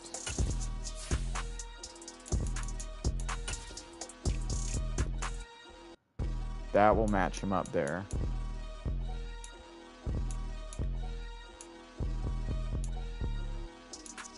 And I guess the one scout goes west, Keith Kelly. Unless, yep, we're probably going to have to fire Mr. Keith Kelly, look for another tier 2 scout that's efficient at scouting linebackers. We do need some linebacker help probably in the near future. So yeah, Mr. Keith Kelly, sorry about it, but we're going to have to fire you. We are looking for 2-star scouts that are good at scouting linebackers. Here's quarterback linebacker, but nah. Outside linebacker, tight end. It's not too bad. D-end, outside linebacker. Middle linebacker, tight end. Luke Kuechly? Oh, yeah. Say less. You're telling a Panthers fan not to hire Luke Kuechly? Especially when, like, we literally need him specifically to be out west. Yeah, Luke Kuechly. Boom. What better guy, what better brain, what better mind to be scouting linebackers for us out west than Luke Kuechly? Beautiful. So now if you take a look, there are little green binoculars next to every one of our scouts' expertise and strengths. That's how you want it. So I think we're good scouting wise, and we'll take closer looks into this year's draft class later. Right now I'm all about getting into this week. We're going to start off where I think we're only just going to play one game here with our Broncos franchise to open up season 2. But I definitely want to see this new squad. I definitely want to see this new squad ball out. Let's see, we could add another focus player.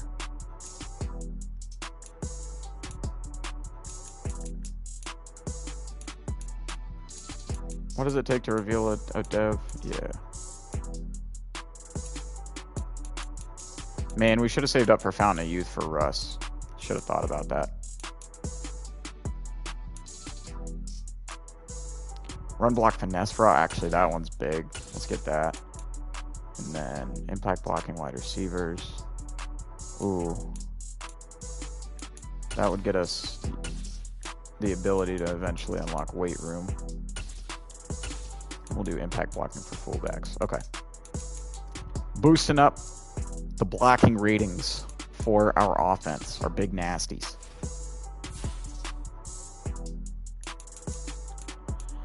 All right. We are going to take an intermission, probably around 5-10 minutes max. I will be back. We've been going for exactly 2 hours on the dot now. Freaking sick. Freaking sick. So I'll BRB. And then we'll get started. Week 1. Broncos, Patriots. Year 2 of our franchise here. BRB.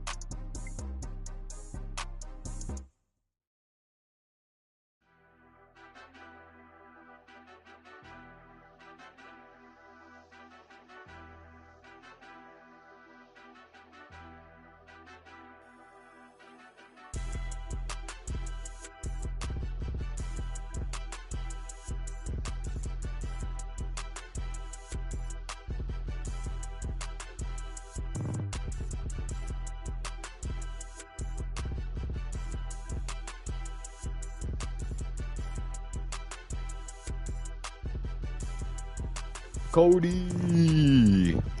Oh, shoot. Just yanked the headset cord. Cody Shap, what's good?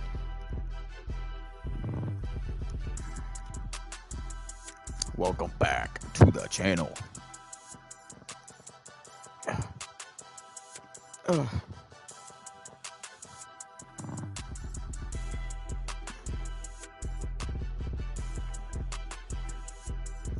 Wee woo, wee woo, wee woo.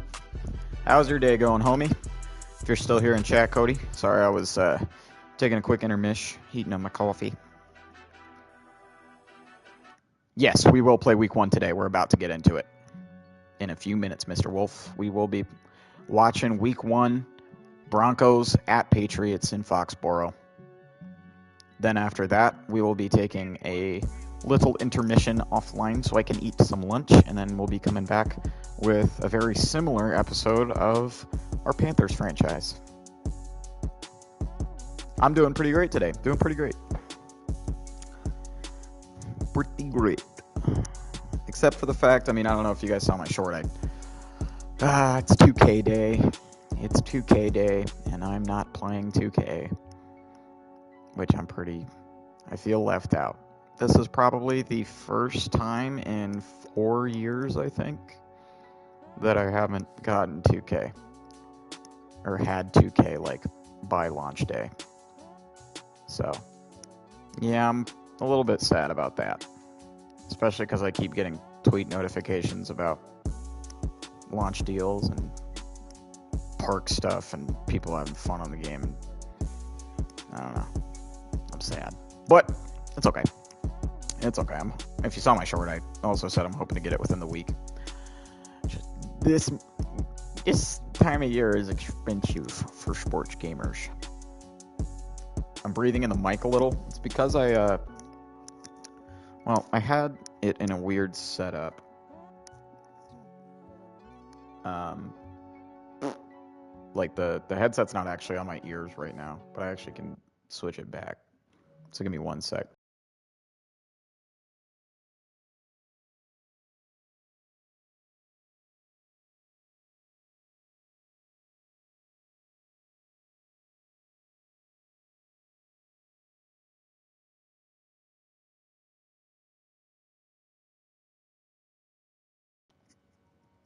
Okay, hopefully that's a little bit better. Let me adjust the level.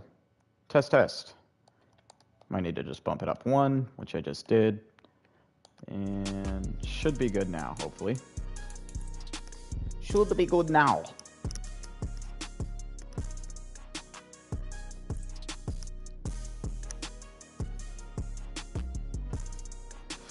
All right, let's hop into this weekly strategy going up against these New England Patriots. First, let's take a look at their roster and see what they got going different here in year 2. The 2023 season. Year 3 of Mac Daddy. And of course, he is still the quarterback there. 81 overall star dev. Not the best throw power at all, but very, very one of the most accurate young quarterbacks in the league for Shursky. And they got Damian Harris at running back still. Receiver, Kendrick Bourne is actually going to be hurt. So it's Devontae Parker, DJ Chark, Tyquan Thornton, and Trey Nixon who we'll be seeing. Hunter Henry, Johnny Smith still their tight ends. Offensive line-wise, they don't look any different. Defensive line-wise, Dietrich Wise. They got rookie Joe Newman out of Ohio. Okay, so this is their first kind of new guy. He's normal dev, 72 overall. He's got good speed and excel, pretty good strength. Could have something decent there. We'll have to see, though.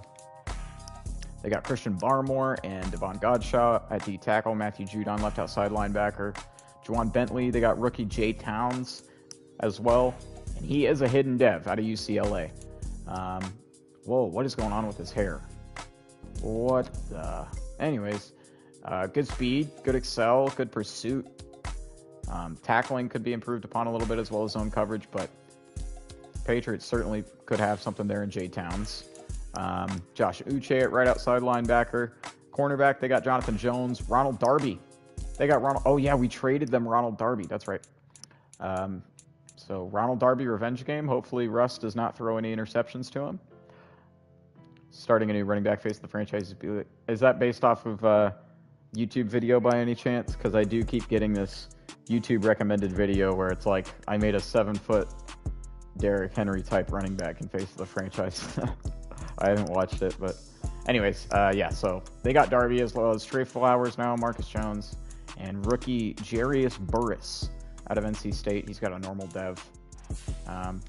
Probably won't be too much. Brian Dupree is another rookie that they have, another hidden dev rookie. He'll be starting, day one starter at free safety for him out of Texas. He's got good speed, decent zone coverage, good hit power, decent pursuit. Yeah, he's going to be pretty good for him. He's going to be pretty good for him probably for a while. Watch out for number 29, the rookie. And then they also got Kyle Duggar in his 4th year out of Lenore Ryan at strong safety. So that's kind of a look at who we are going to be going up against. And for anyone who kind of missed the offseason or just wasn't here, here's a quick look at our squad. Just a quick recap of what we're looking like going into year 2. Obviously, Danger Russ still here with that X factor, but he's down to an 85 overall. Derrick Henry is king. Okay, you haven't watched it?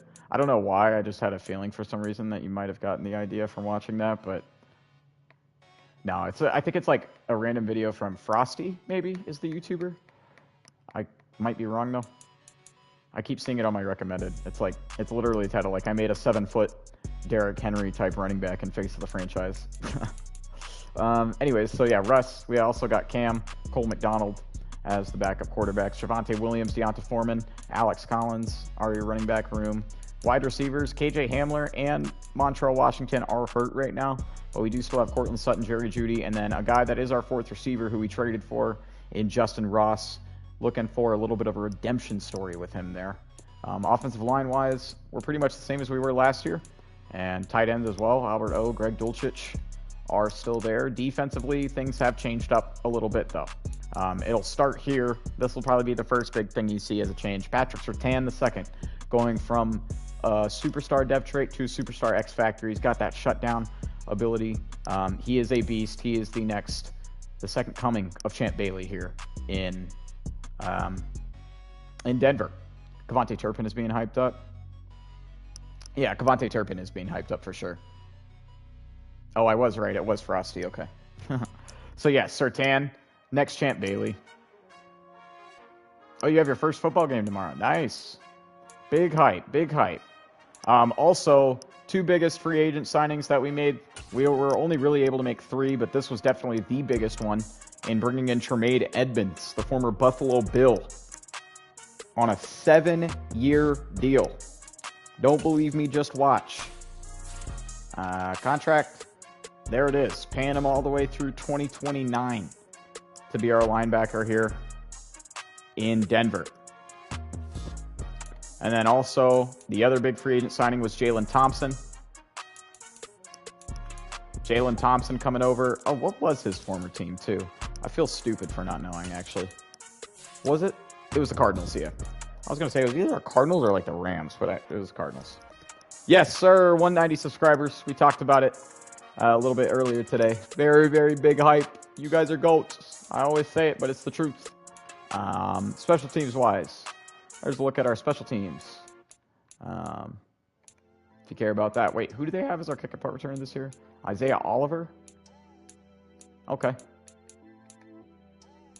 I suppose.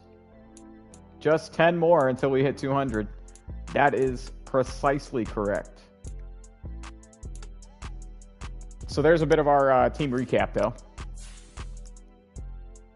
So let's get into this weekly strategy. We know what we're going up against with New England.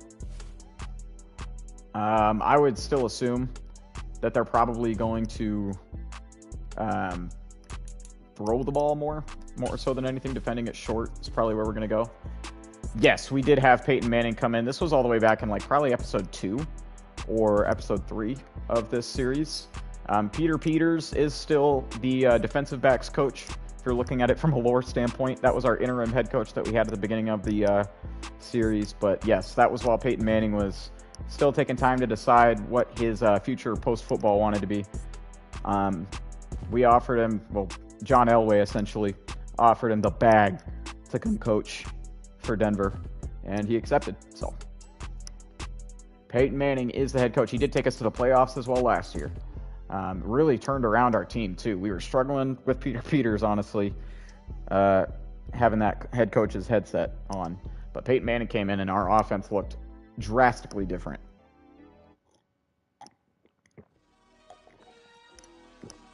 Okay, sorry, I had to drink some coffee. Offensively, we're still, pass first team, I would say. But we don't really have...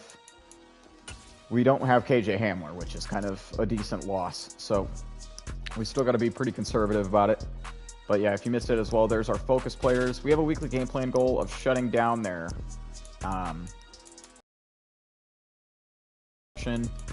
Let's just try to shut them the hell down. 10 points or less. 350 plus is fine. Marshawn Lynch Jr. Is that actually your name? Or did you just... Is that just because you're on the Seahawks? That's funny, though. Allow under 200 yards. There we go. That's what we were looking for. Our defense is ready.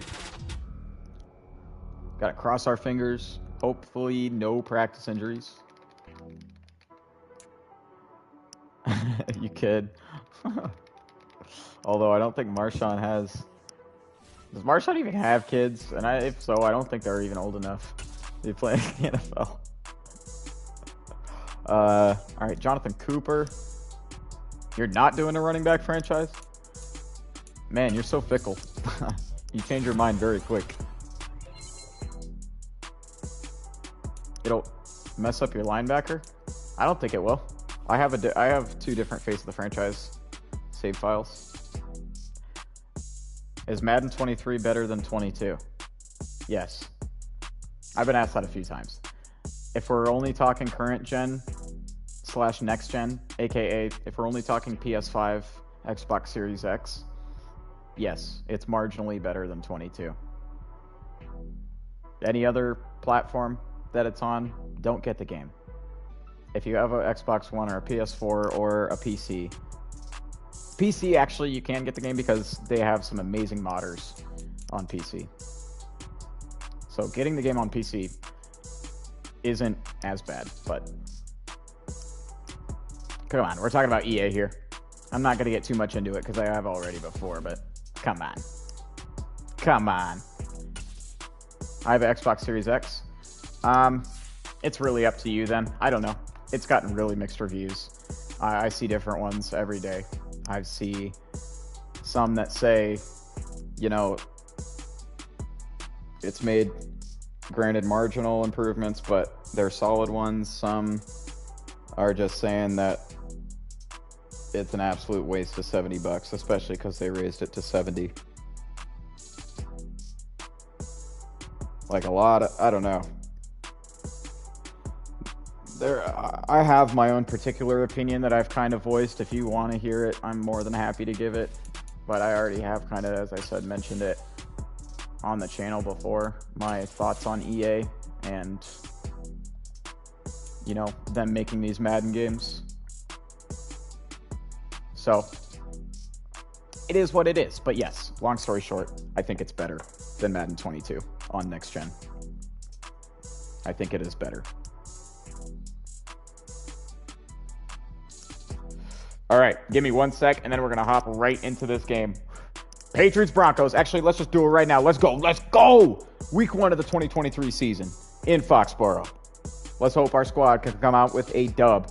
Year 2 of Danger Russ here at Mile High.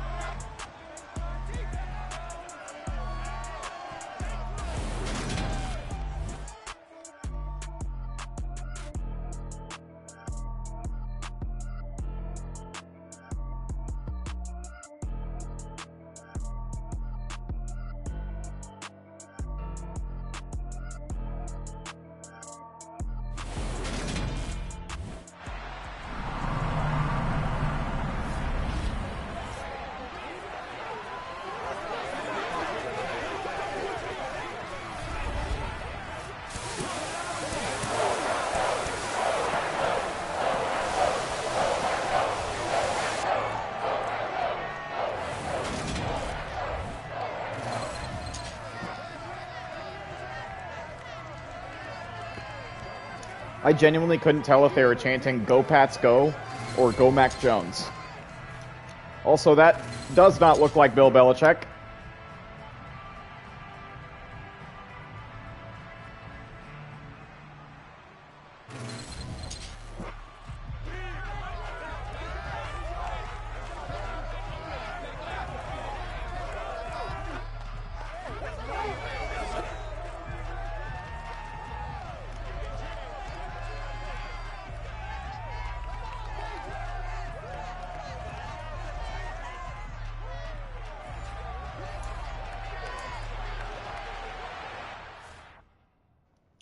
They're making a PS5 and Xbox Series XS Pro in 2023, 2024. So that's what I'm going to get when it comes out. So you're going to get the Xbox X Pro when it comes out. Okay. Yeah, I mean, yeah, good for you. Good for you. I mean, you could probably get, one of the consoles that's already out right now, like earlier than that if you want. The only thing that those Pro consoles are probably going to change is like, I don't know, they're probably just going to have better storage space, maybe like slightly improved processing power. I don't really know. I remember like when the PlayStation 4 and Xbox One essentially came out with the same thing, but it didn't really change anything in terms of like being able to play with people, or like it wasn't like Xbox One Pro players, couldn't play with Xbox One players. So it's not going to change anything like that. But that's kind of smart. I mean, that, or you could honestly wait until is X better or S? I have no clue, if I'm being completely honest with you, because as I said, even when I had an Xbox One and they did that in the last generation of consoles, I didn't really pay attention enough or care enough to look up what the difference was. I just honestly had my base Xbox One for like 6 years before I traded it in for the PS5. So, yeah, I don't really know, or I haven't really done research either into the particular differences with those consoles. But another smart thing I was going to say, Cody, is you could wait until those advanced consoles come out, and I bet you the original consoles, like the original PS5 and the original Xbox Series X, will like go on sale once those newer consoles come out. So you could, when those come out, either get the new one, or you could probably get the older ones that are still just about the freaking same in terms of performance, probably for a cheaper price, I would assume. But yeah, either way, I think that's a good idea to wait until a year or two from now. Unfortunately, though, it means that like games like this, like Madden, you're just going to be playing a doo-doo flakes version of it. But oh well. All right, let's go. Let's kick this off. Slow sim, of course, because this is the shtick. This is our niche in our Broncos GM franchise mode. We are not on the sticks whatsoever for the gameplay, as Isaiah Oliver, new depth corner / kick returner, will take a touchback in the back of the end zone. And out comes Danger Russ Wilson, year 2 in the blue and orange for our Mile High Nation. Led us to a 12-5 record last year. We got bounced in the divisional round after winning in the wild card round against the Colts. We lost to the Bills 20-13. We have a new and improved squad. I honestly think on paper this squad is a lot better than it was last year. And now all we got to do is go out and prove that on the field. We're going to start here, pistol formation. And the first play from scrimmage in 2023 will be a read option for Russell Wilson. And that will not, unfortunately, go far. Only a 2-yard pickup there, and it's 2nd and 8. Russ, single back formation, 5-step drop. Not much room to throw. And he just kind of throws it at the feet of his receiver there. Not sure who that was. That'll bring up 3rd and 8. Russ, 5-step drop in the shotgun, pressure, and he's going to be forced to throw it away. So a good look for this Patriots defense on the first drive of the game. And now we will have to punt back to New England, and they're going to get a short field. Good field position as Mac Jones, the Big Mac, comes out onto the field for Bill Belichick and his New England Patriots here in Foxborough. In his 3rd year in the league.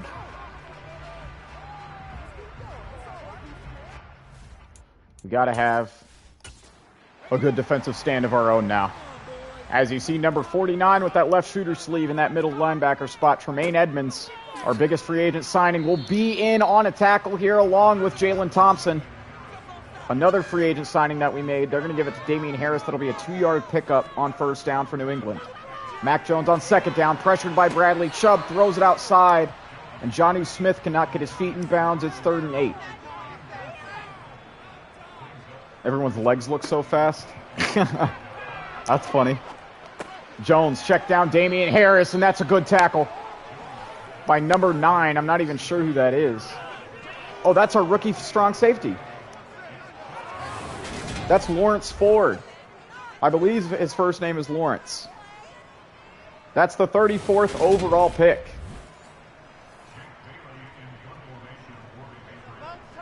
Oh, fat. They look fat? Are you talking in your game, or are you talking in next gen? I mean, especially the more beefy boys, yeah. Football players got some beefy legs. Hey, what's good, Intrigue? Welcome back to the channel, my guy. Welcome back, welcome back. How are you doing on this wonderful Friday day? Russ will start from the shotgun here, first down. Quick throw, and there's Cortland Sutton. First reception on the year, first completion on the year as well for Russ. 2nd and 1 now. It'll be a give Javonte Williams. Javonte Williams, first down and more. Although, hold up, this play may be coming back. Flag down on the field.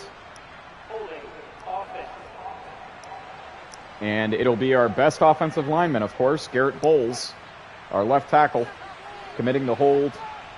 We'll have to rerun 2nd and 10. Pistol formation, another give Javonte Williams. This one won't work out very well. Maybe a yard, if that. Still 3rd and 10. Here's Russ. Surveying, firing. Albert O on the sideline. Caught, but Kyle Duggar. Nope, that's not Kyle Duggar. That's Trey Flowers there to make the tackle. And it'll be 4th and 5. Both teams playing some solid defense to start this game off. We'll have to punt back once more to the Patriots. 2 punts in our first 2 possessions. Can we get a turnover here? I'd love to see our new X-Factor cornerback 1, Patrick Surtain, make a play right here at the bottom of your screen. Mac Jones from the shotgun, throwing other side of the field. Good coverage by Michael Ojemudia. But that's a better throw and a better catch by the big boy Johnny Smith. As the Patriots will get a first down here. Move the chains. Motion man is Devontae Parker. High snap play action. Mac Jones. Check down Hunter Henry. Justin Simmons, our best player, probably on the defense. And it's been that way for a few years. He makes the play right there. Superstar free safety is that man right there. I think it's a crime he doesn't have a superstar dev. Mac Jones audibling going 5 wide now. 2nd and long. And he's just going to quickly throw it away. Interesting decision. Interesting decision. I'm not sure if I like these quarterbacks throwing the ball away so early. Jones rolling out. Check down Damian Harris on 3rd down. Trying to fight for the extra yards. But he's stopped 3 yards short of the sticks by Justin Simmons. Mama, there goes that man again. Forcing a 3 and out for New England once more. Good job defense. They're going to try to pin us, but it ends up landing right in the end zone. It'll be a touchback, and we will start this drive off at the 20-yard line. We are going to hop into the normal sim for a little bit at least. See if either team can get anything going on the offensive side of the ball. Nice. Good pass to Albert O. Let's try to move the ball down the field. 3rd and 5, and we have to punt. Nice. Jalen Thompson. Oh, I wish we could have seen that play. No worries, Cody. See you in a few minutes or whenever you get back. Damian Harris gets hurt on the play, but Jalen Thompson, our new free agency acquisition, gets an interception off Mac Jones, a 44-yard interception, and we have the ball right at the red zone. Very, very short field. Let's go, Denver. Defense hopefully turning into offense here. It'll be a give Javonte Williams, counterplay.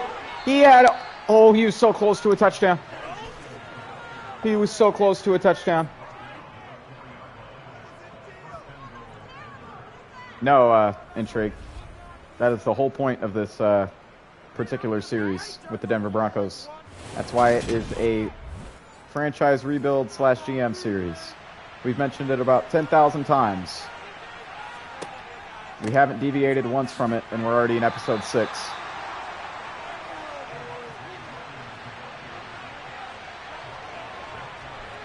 Second and goal here at the 1. Trips right, pistol formation. Read option, Russell Wilson. He's going to walk in. Beautiful play call by Coach Manning.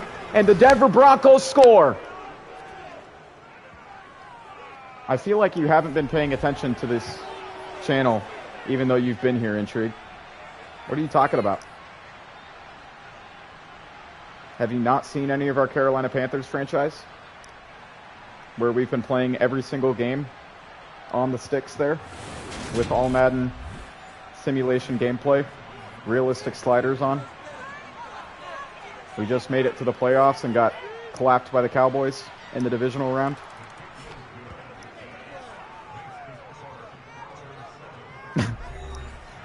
Yeah, I've said this multiple times. This series is specifically inspired by a YouTuber that I've watched for a while by the name of Mr. Hurricane. He's been doing these types of GM sim series for a few years now, and not only have they been pretty successful, but they've been pretty fun to watch. I've been doing these offline, not streaming them a lot as well. What's good, John Plays? Let's go Cowboys, of course, right as I bring up our Panthers getting clapped in our last Panthers franchise episode. Yeah, I don't even know. There weren't that many people watching that game, but shout out to all y'all Cowboys fans. If you want to go look at the VOD, you can scrub through and watch me get clapped literally from play one. I knew that was not going to be a very fun, a very fun game. The Cowboys' black cat curse that may exist in real life definitely doesn't exist as much in Madden. They have been known to be a very, very cheesy team. The Madden devs really love the Dallas Cowboys. Yes, another pick. Tremaine Edmonds. Both of our free agent signings. Man, I really wish we were looking at this in the slow sim, but oh well. I really wish we could have seen both of those picks live, because both of our free agent pickups, Tremaine Edmonds and Jalen Thompson, just got interceptions each off of Mac Daddy. And now our Denver Broncos on offense have the ball here with a very short field. This will be the last play of the opening quarter, and it'll be a give to Javonte Williams. Solid run for a pickup of 3 as Josh Uche goes down on the field for the Patriots. But yes, back to our kind of formatting here for our franchise series. Yeah, this particular franchise I like because, although it may not be as entertaining for some of y'all viewers, because I know y'all like to see me suck playing on the sticks, I like watching these, honestly, because, it's a little bit faster paced in terms of going through the years in our franchise here, and it really relies on the ratings a lot more of the players. You don't get, literally, there's no stick skill required, so in this series, it's just all about the player ratings. The players get showcased. It's all Madden difficulty. Or not all Madden, sorry, all pro for this one. Simulation. No sliders involved, because that's kind of what Mr. Hurricane has found to be the best way for, CPU versus CPU football to play out realistically in Madden. I decently agree. Who won the Super Bowl? Well, in this series, it was the Bills. The Bills won the Super Bowl in this franchise series in year 1. And in our Panthers franchise, I don't think we've actually simmed yet to the Super Bowl. I may be wrong, and if I am, I forgot who won in that franchise. But we're able to tack on a field goal there, make it a 2-possession game early on here in the second quarter. We're up 10-0. We already got 2 picks off of the Alabama product in his 4th year, Mac Jones. Beautiful. Beautiful.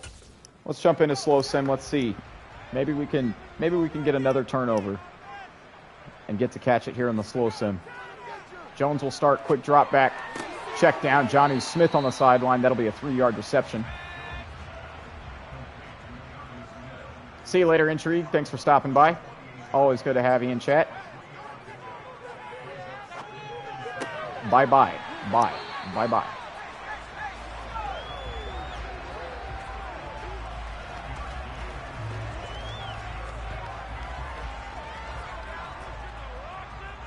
I form now, 1st and 10. I'm a watch but not type. I appreciate the ghost. 6-yard carry for Damian Harris there. I form on back-to-back plays for New England now. Tremaine Edmonds gets his first tackle there. Damian Harris again. First down pickup brought down by Jalen Thompson. Patriots now inching closer to midfield.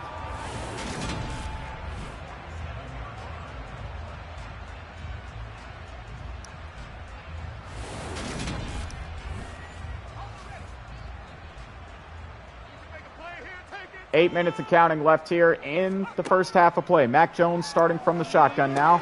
Almost intercepted, but instead it's a complete pass. I believe that was Lawrence Ford that could have made the play. That's the rookie strong safety that we drafted. Fortunately, it's a 10-yard reception. 2nd and inches. Make a good stand there at the line of scrimmage. Gain of nothing. 3rd and inches now. Trips left.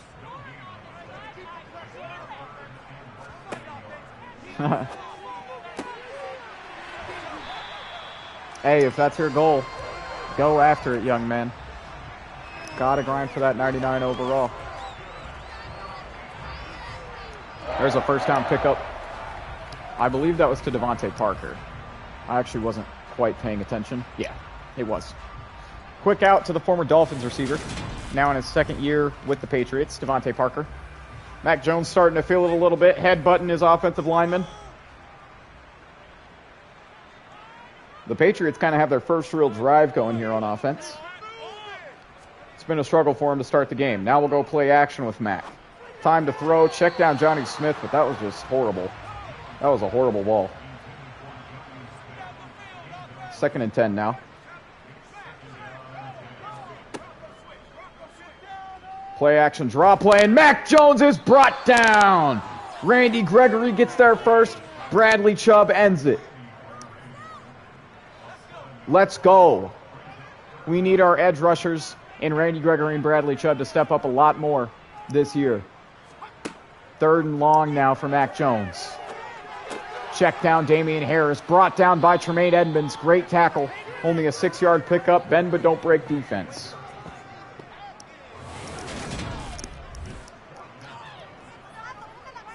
Oh, you weren't watching live? Well.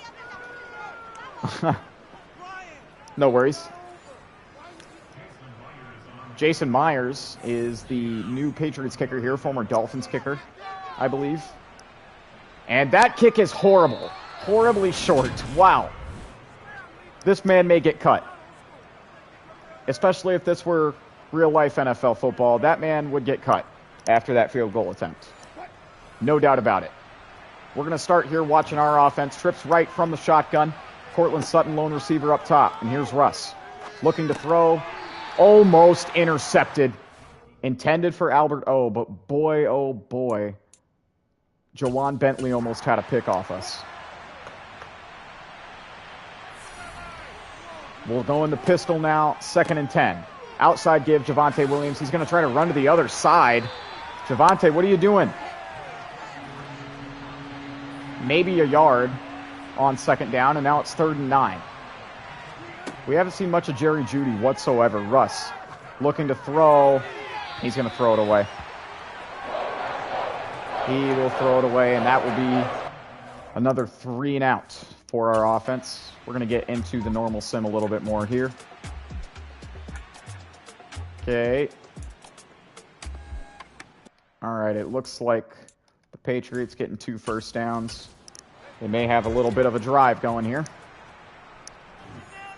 From their own 46, they're in the I form. Give to Damian Harris up the middle, and Harris has got room to run. Brought down by Zach Allen and Tremaine Edmonds. Pickup of 6, and it's 2nd and 4. 2 receivers to the top, single back. Another give up the middle, Damian Harris. Why is chat not popping? I don't know. I never really like try to endorse people typing in chat, or I haven't ever really cared about an active chat. I just appreciate anyone who takes any time out of their day to watch some of my content. As Mac Jones on 3rd and 1 gets a completion to new Patriots receiver DJ Shark. Mac now throwing. There's Damian Harris, checked down, brought down by Kwan Williams.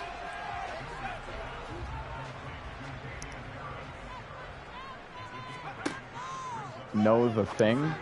What are you talking about?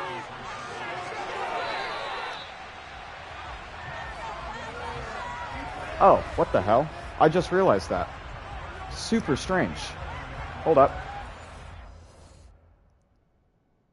So that's super strange. The overlay is popping up on my screen. So normally that's normal. Like I can see the overlay at the bottom right. So I can just look at the TV and I don't have to look at my phone, right? But it's not I just looked at my VOD and you're right, Cody. It's not popping up. Even though it's popping up on my screen. That's weird. I think the overlay's just glitching, but that's never happened before. I had it on, and literally, like, on my physical TV, it was popping up. So I thought it was just working. But I just looked over at my stream on my phone, and you're right. None of the chats were popping up. Very strange. I apologize. Well, hopefully I'm turning it off for a few minutes. We'll turn the overlay back on coming out of halftime. Hopefully by then it fixes itself. But here go the Patriots. Man, we're having so many technical difficulties. Oh, baby! Let's make up for it. Patrick Surtain, the second coming of Champ Bailey. He's gone. No one's going to stop him. A pick freaking 6 in the 2-minute drill. Patrick Surtain, the second. You are a monster. You are that dude. Unfortunately, Cody, it is not working. As I just said, I'm going to turn it back on when we enter the second half to see if it works. But no, it's not working right now. Holy cow, though. Sorry if I blew out any of your guys' speakers or eardrums. But Patrick Surtain is that dude.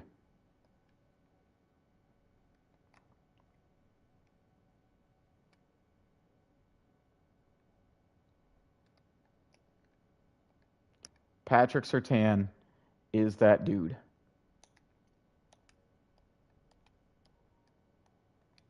How many yards was that? He picks it off at the 3.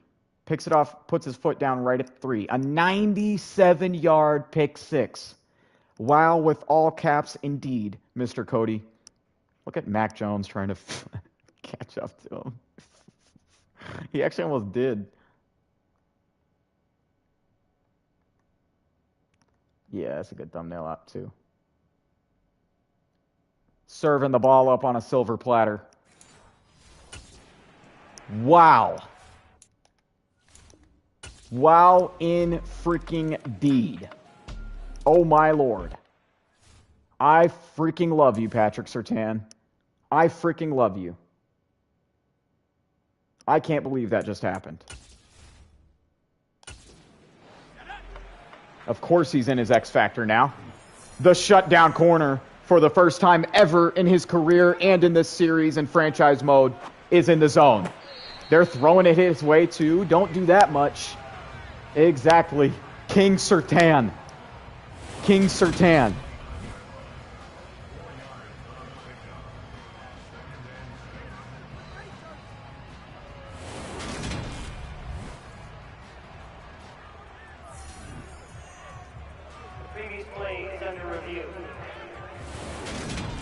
Interesting. They're going to booth review the catch.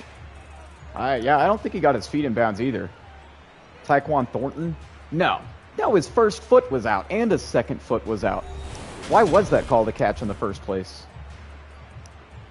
Yes, I did hear about Queen Elizabeth.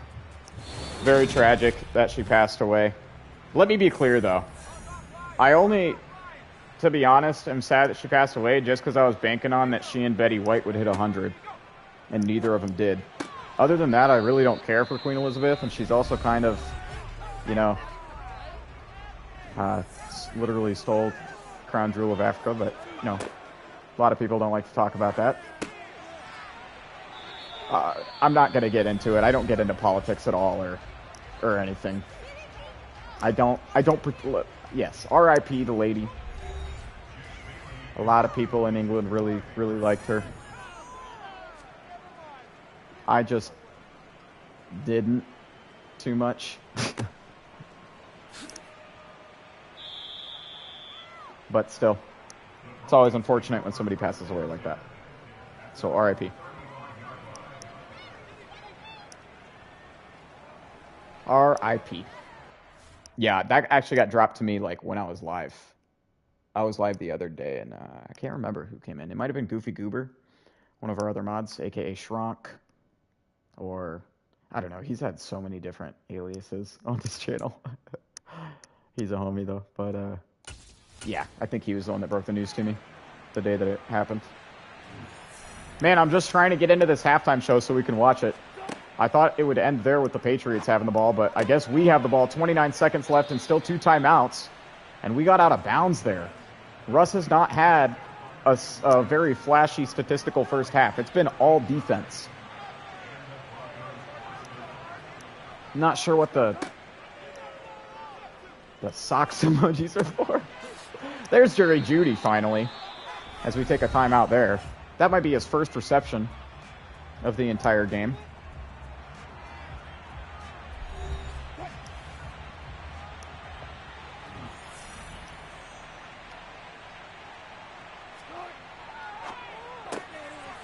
Jerry Jeudy again, back-to-back big receptions. We're going to have to call a time. Just call a timeout. Yep, calling a timeout, getting into field goal range. Wow, let's go. I did not think we'd be able to get that done, but we did. Tack on a field goal. Another 3 points, and we're up 20-0. Going to be going into the end of the first half, up 20-0. I don't think the kickoff is going to take 7 seconds.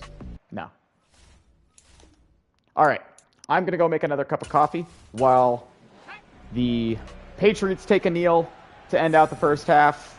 We're going to watch the halftime show. I'll be RB. Burb, burb, burb.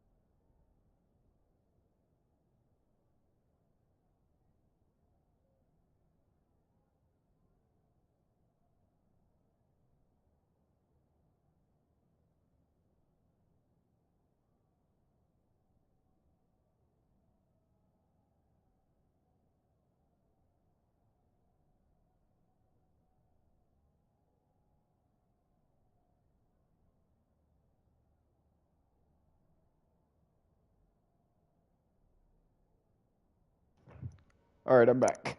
Give me 1 second.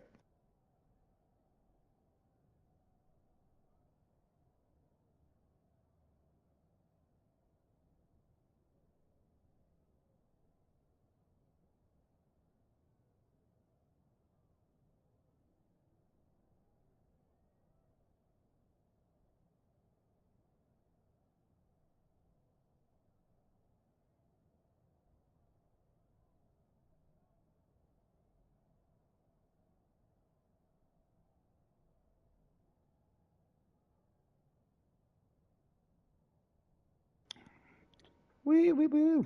New coffee made. New coffee made. Did you get that pick six, Cody?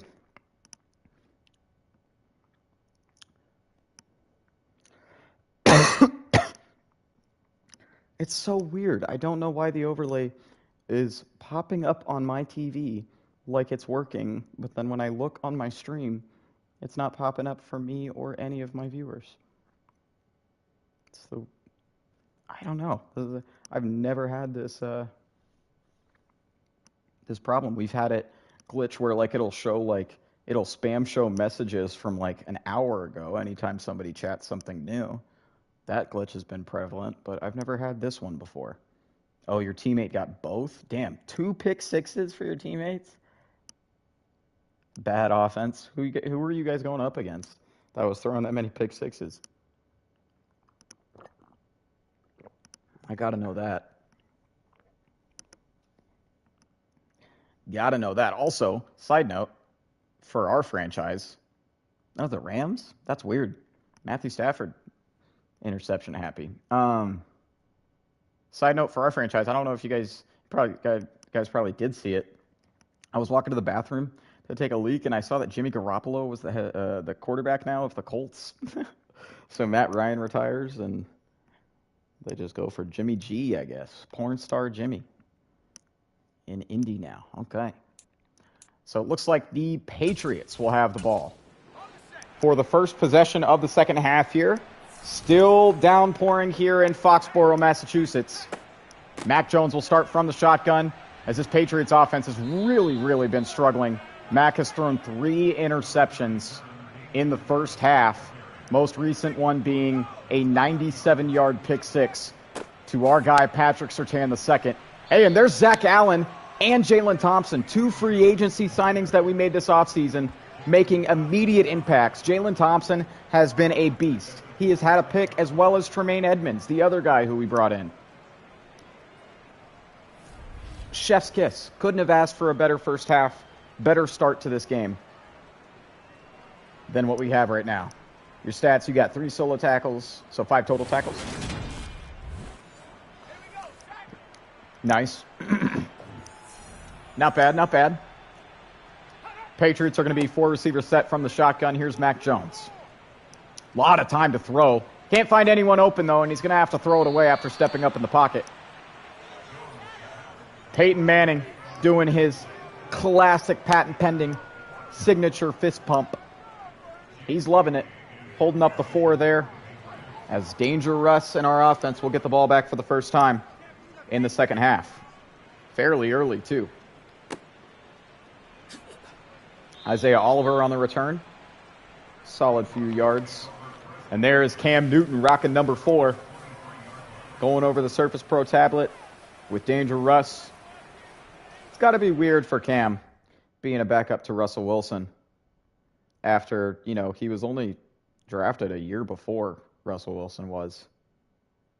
And they had quite a few battles.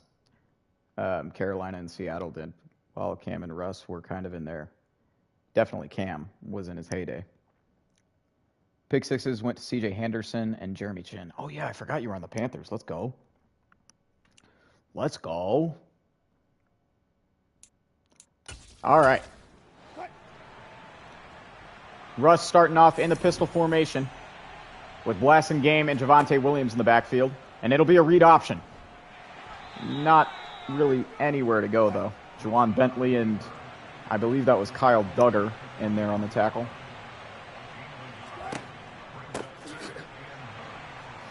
Give to Javonte now. That's going to be a 1-yard loss. Three receivers lined up to the top now. It's going to be Judy, Justin Ross, and Sutton all up there. 3rd and 10 from the shotgun. Here's Russ.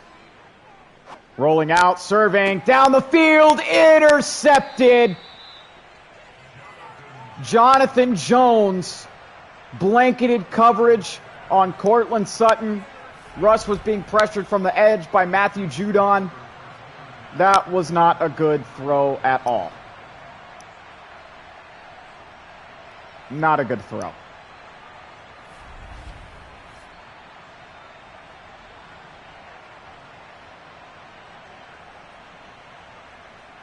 You still got the bag? I'm assuming you mean we still got the dub. I hope. But hey, on any given Sunday, the Patriots are only down 20-0 early on here in the 3rd quarter. Crazier things have happened. Crazier comebacks have been made. Mack will start in the shotgun. Our defense has been playing 10 out of 10, though. He's going to have to throw it away after getting pressured from that right edge by Bradley Chubb. 2nd and 10. Shotgun once more. Patriots being forced probably out of their game plan. Throwing it a lot more than they have to, but that's a big completion to Damian Harris. Michael Ojemudia, my lord. That's our current cornerback number 2, and he entirely blew that coverage. Exactly, intrigued 28-3. And it was this exact same team that completed that comeback. Granted, they had the GOAT. Mac Daddy is certainly not that, despite the physical attribute comparisons to Tom. He does have a very similar arm to Tom. Wow, what a throw. Tried to get it to DJ Chark, but that's great coverage by Jalen Thompson. 2nd and 10 now. Outside give Damian Harris. I am really impressed by our free agent pickups in Jalen Thompson and Tremaine Edmonds. They are instant playmakers on this defense. They have both made their fair share of plays already here in week 1 with their new team. Oh, y'all are 2-4. Rip. It's okay. Carolina does have a crazy hard schedule to begin the year this year. Nice pass breakup. That's how you make up for it, Michael Ojemudia. A big 3rd down pass breakup by number 13 in the secondary. Ben Dobrik defense. Jason Myers going to try to get the Patriots their first points. Hey, what's good, Liam Adante? Welcome back to the channel as Jason Myers just donged the field goal off the left upright. Wow. If you're a New England fan in chat, I apologize for your team's performance to open off the 2023 season in week 1. You guys are just getting horribly, horribly screwed over here. Oh, of course, I won't fall for it, Intrigue. Never fall for it.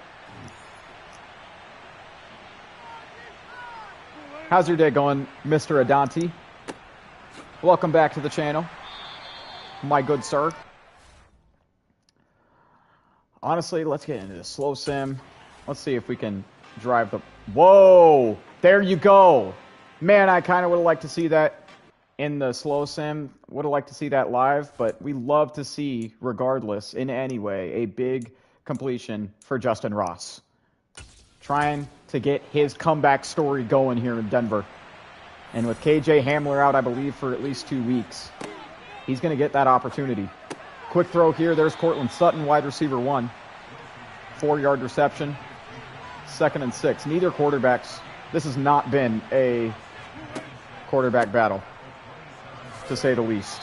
Javonte Williams, that's a really good run. 7 yards and a first down. We are right at the red zone.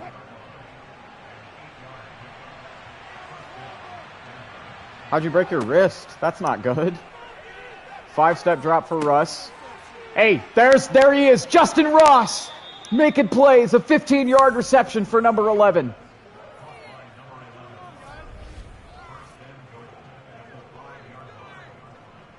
Oh, did you pull one, Intrigue? Did you pull a diamond? That's pretty sick.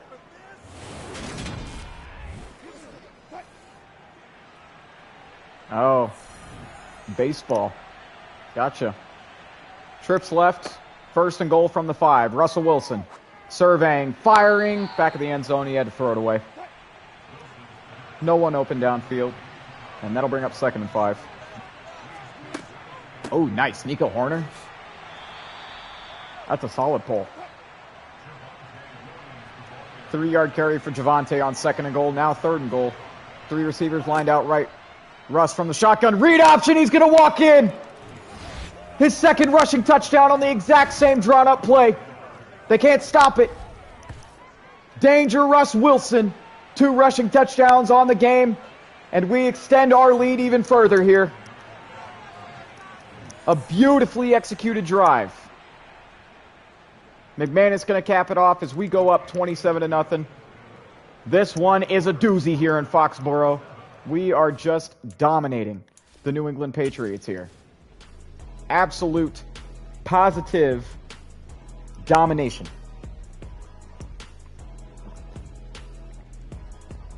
Got to drink some coffee to celebrate. Coffee. All right, let's see what our defense can do here. I mean, really, at this point, 3 and out. I was going to say we need, even if they're going to score it, we should probably just try to stall them, make them have a long drive.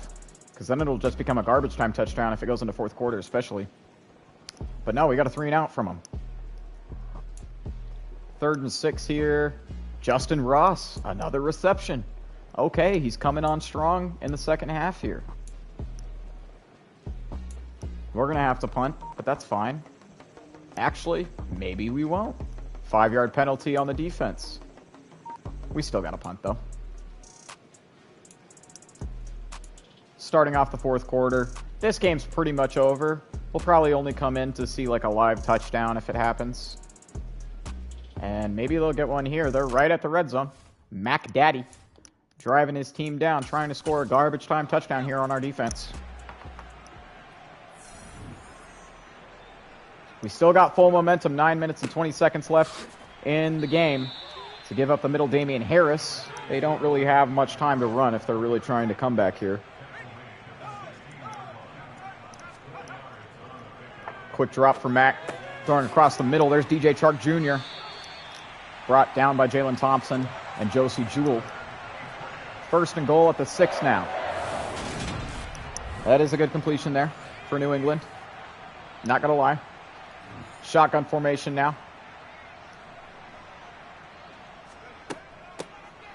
Give Damian Harris. Good stop there. Josie Jewell and Randy Gregory.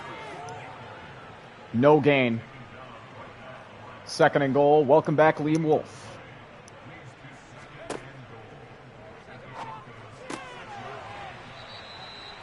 Easy gold. What do you mean on your practice drill, Cody? Goal line formation for both teams. 3rd and goal at the 1. It's a give Damian Harris, and look who's back there immediately. Bradley freaking Chubb. Let's go, 55. Bend but don't break defense. It's probably going to be, 4th down territory. Yeah, I figured. Gotcha. Hey, it's always nice to get golds in practice. Matt calling a lot of audibles and motions. Bringing Hunter Henry in. 4th and goal, here it is. And there's a touchdown. New England finally gets on the board late in the game here. Garbage time touchdown pass to Jonnu Smith over the middle. Jason Myers boots through the extra point. Patriots cut it to 20 with 6.5 minutes left. But that's pretty much just going to be a garbage time touchdown. Still down 3 possessions. We are easily going to come out with a win here in Foxborough. Barring like some freak events that happen like back to back to back.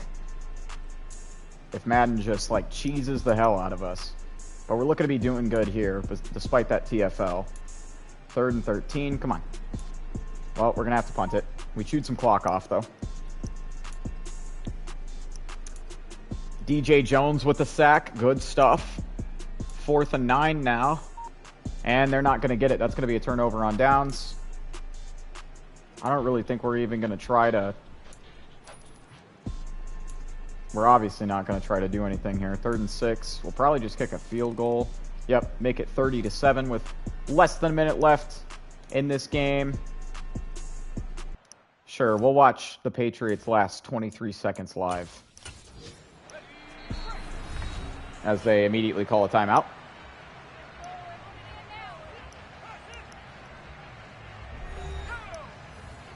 All in all, y'all, what a good episode 6 here for our Denver Broncos. Don't you agree, chat?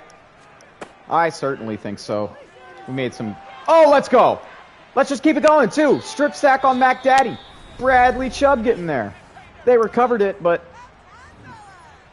Let's freaking go!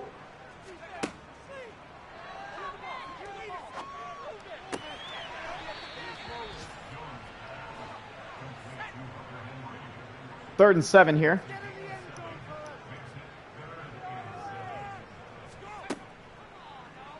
Probably 2 more plays left in this game, I'd assume. Great coverage by Josie Jewell. Wow, they're punting. Man, that's sad. I mean, I know it's only 6 seconds left, and they're down by 23, but still. This will be the last play of the game. Punt returned by Isaiah Oliver. Clock hits triple zeros, and we have an end to the game here. Huh?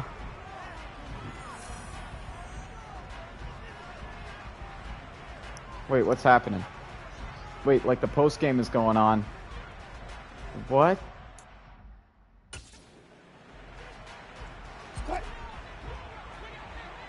All right, this will be the only time we play on the sticks because it literally shouldn't be a play that's happening.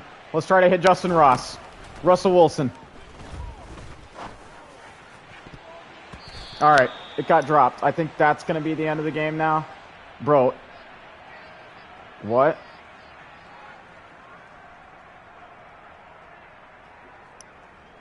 Huh?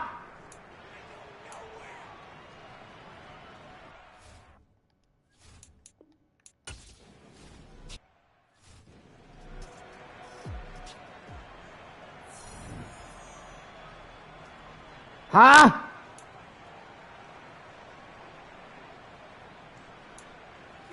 See, like, this is why I can't give this stupid game credit. Stupid stuff that happens like this. What do I do? I'm almost positive that I can't just quit out of it. It's not going to count the game if I quit. I already know EA. I already know EA and their BS, and I know it won't count the game. Bro, what is happening?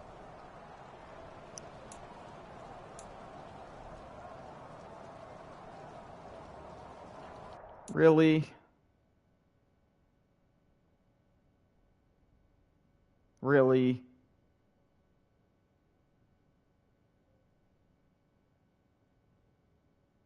There may be one way that I know how to save it, but I'm going to have to end the stream right now. I'll probably post a short. Man, I've already posted one today, but I'll probably post a short because, frick, dude, if I quit the game right now, it's not going to save any of the stats. It'll take me back to the main menu. I'll go back into the franchise mode, or it'll take me back to the franchise mode main menu, and we won't have won the game, I don't think.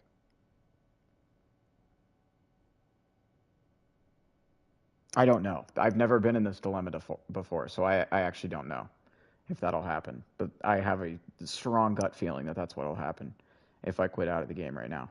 So my thought is that I'm probably going to have to close the entire game out, which will end the stream. And then when I go back in, it'll probably have saved, like, hopefully have saved the progress where it was still 30-7 with like 3 seconds left. And then I can just resume it and hopefully just finish it out, and it'll finish out normally without glitching.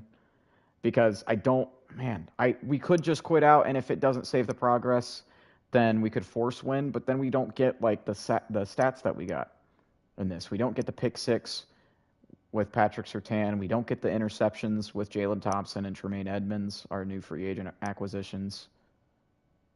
Like, we'd get the win, but it'd just freaking suck. That's why I freaking... Oh, EA, dude, come on.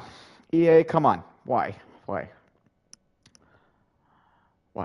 For those of you that are just tuning in, this is what's going on. We are ending at triple zeros. I've already tried 2 plays, and it's like the game's still continuing. I don't know what's going on.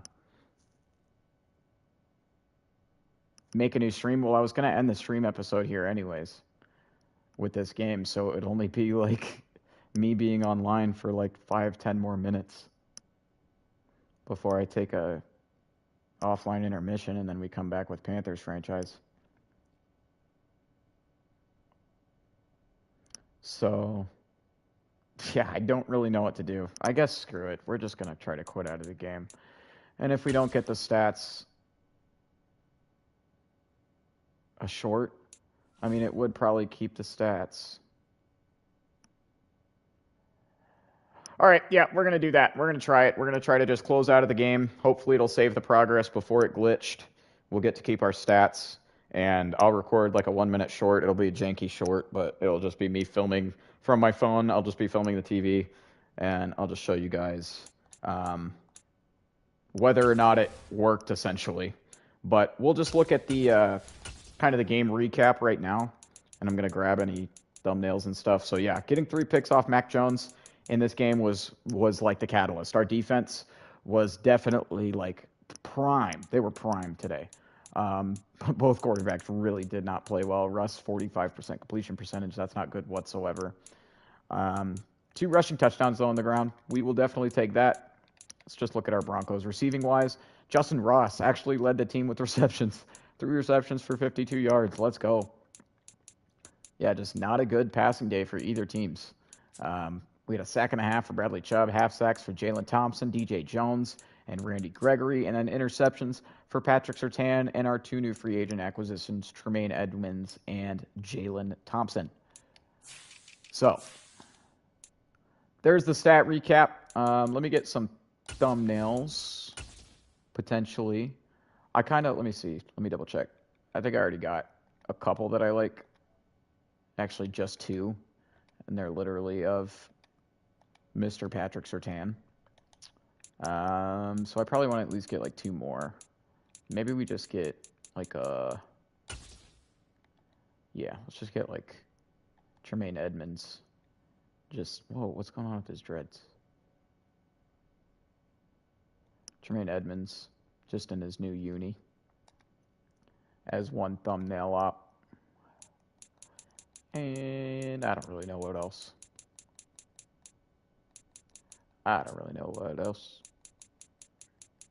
What highlights do we have to choose from? We got Danger Russ on the read option. Sure. That kind of looks cool.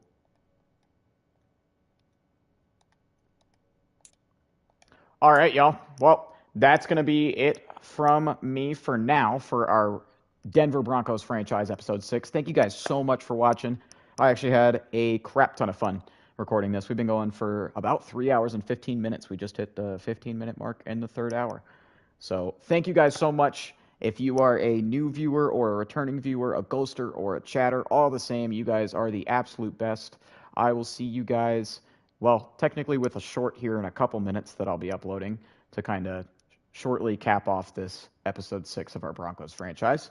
And then after that, we will be back with episode 10, I believe, the offseason of our Carolina Panthers franchise. So let me shout out some individual chatters on this stream. We've got Cody Shapp. We got Liam Wolf, Intrigue Fish, Liam Adanti, all of those guys being mods. Let's see. We got John Plays. We got, hey, me and him are John twins. That's kind of crazy. Brandon Schutz. We got Juju with the period at the end. We got Jason Moore, who was our first chatter of the stream. And that is it, y'all. All right.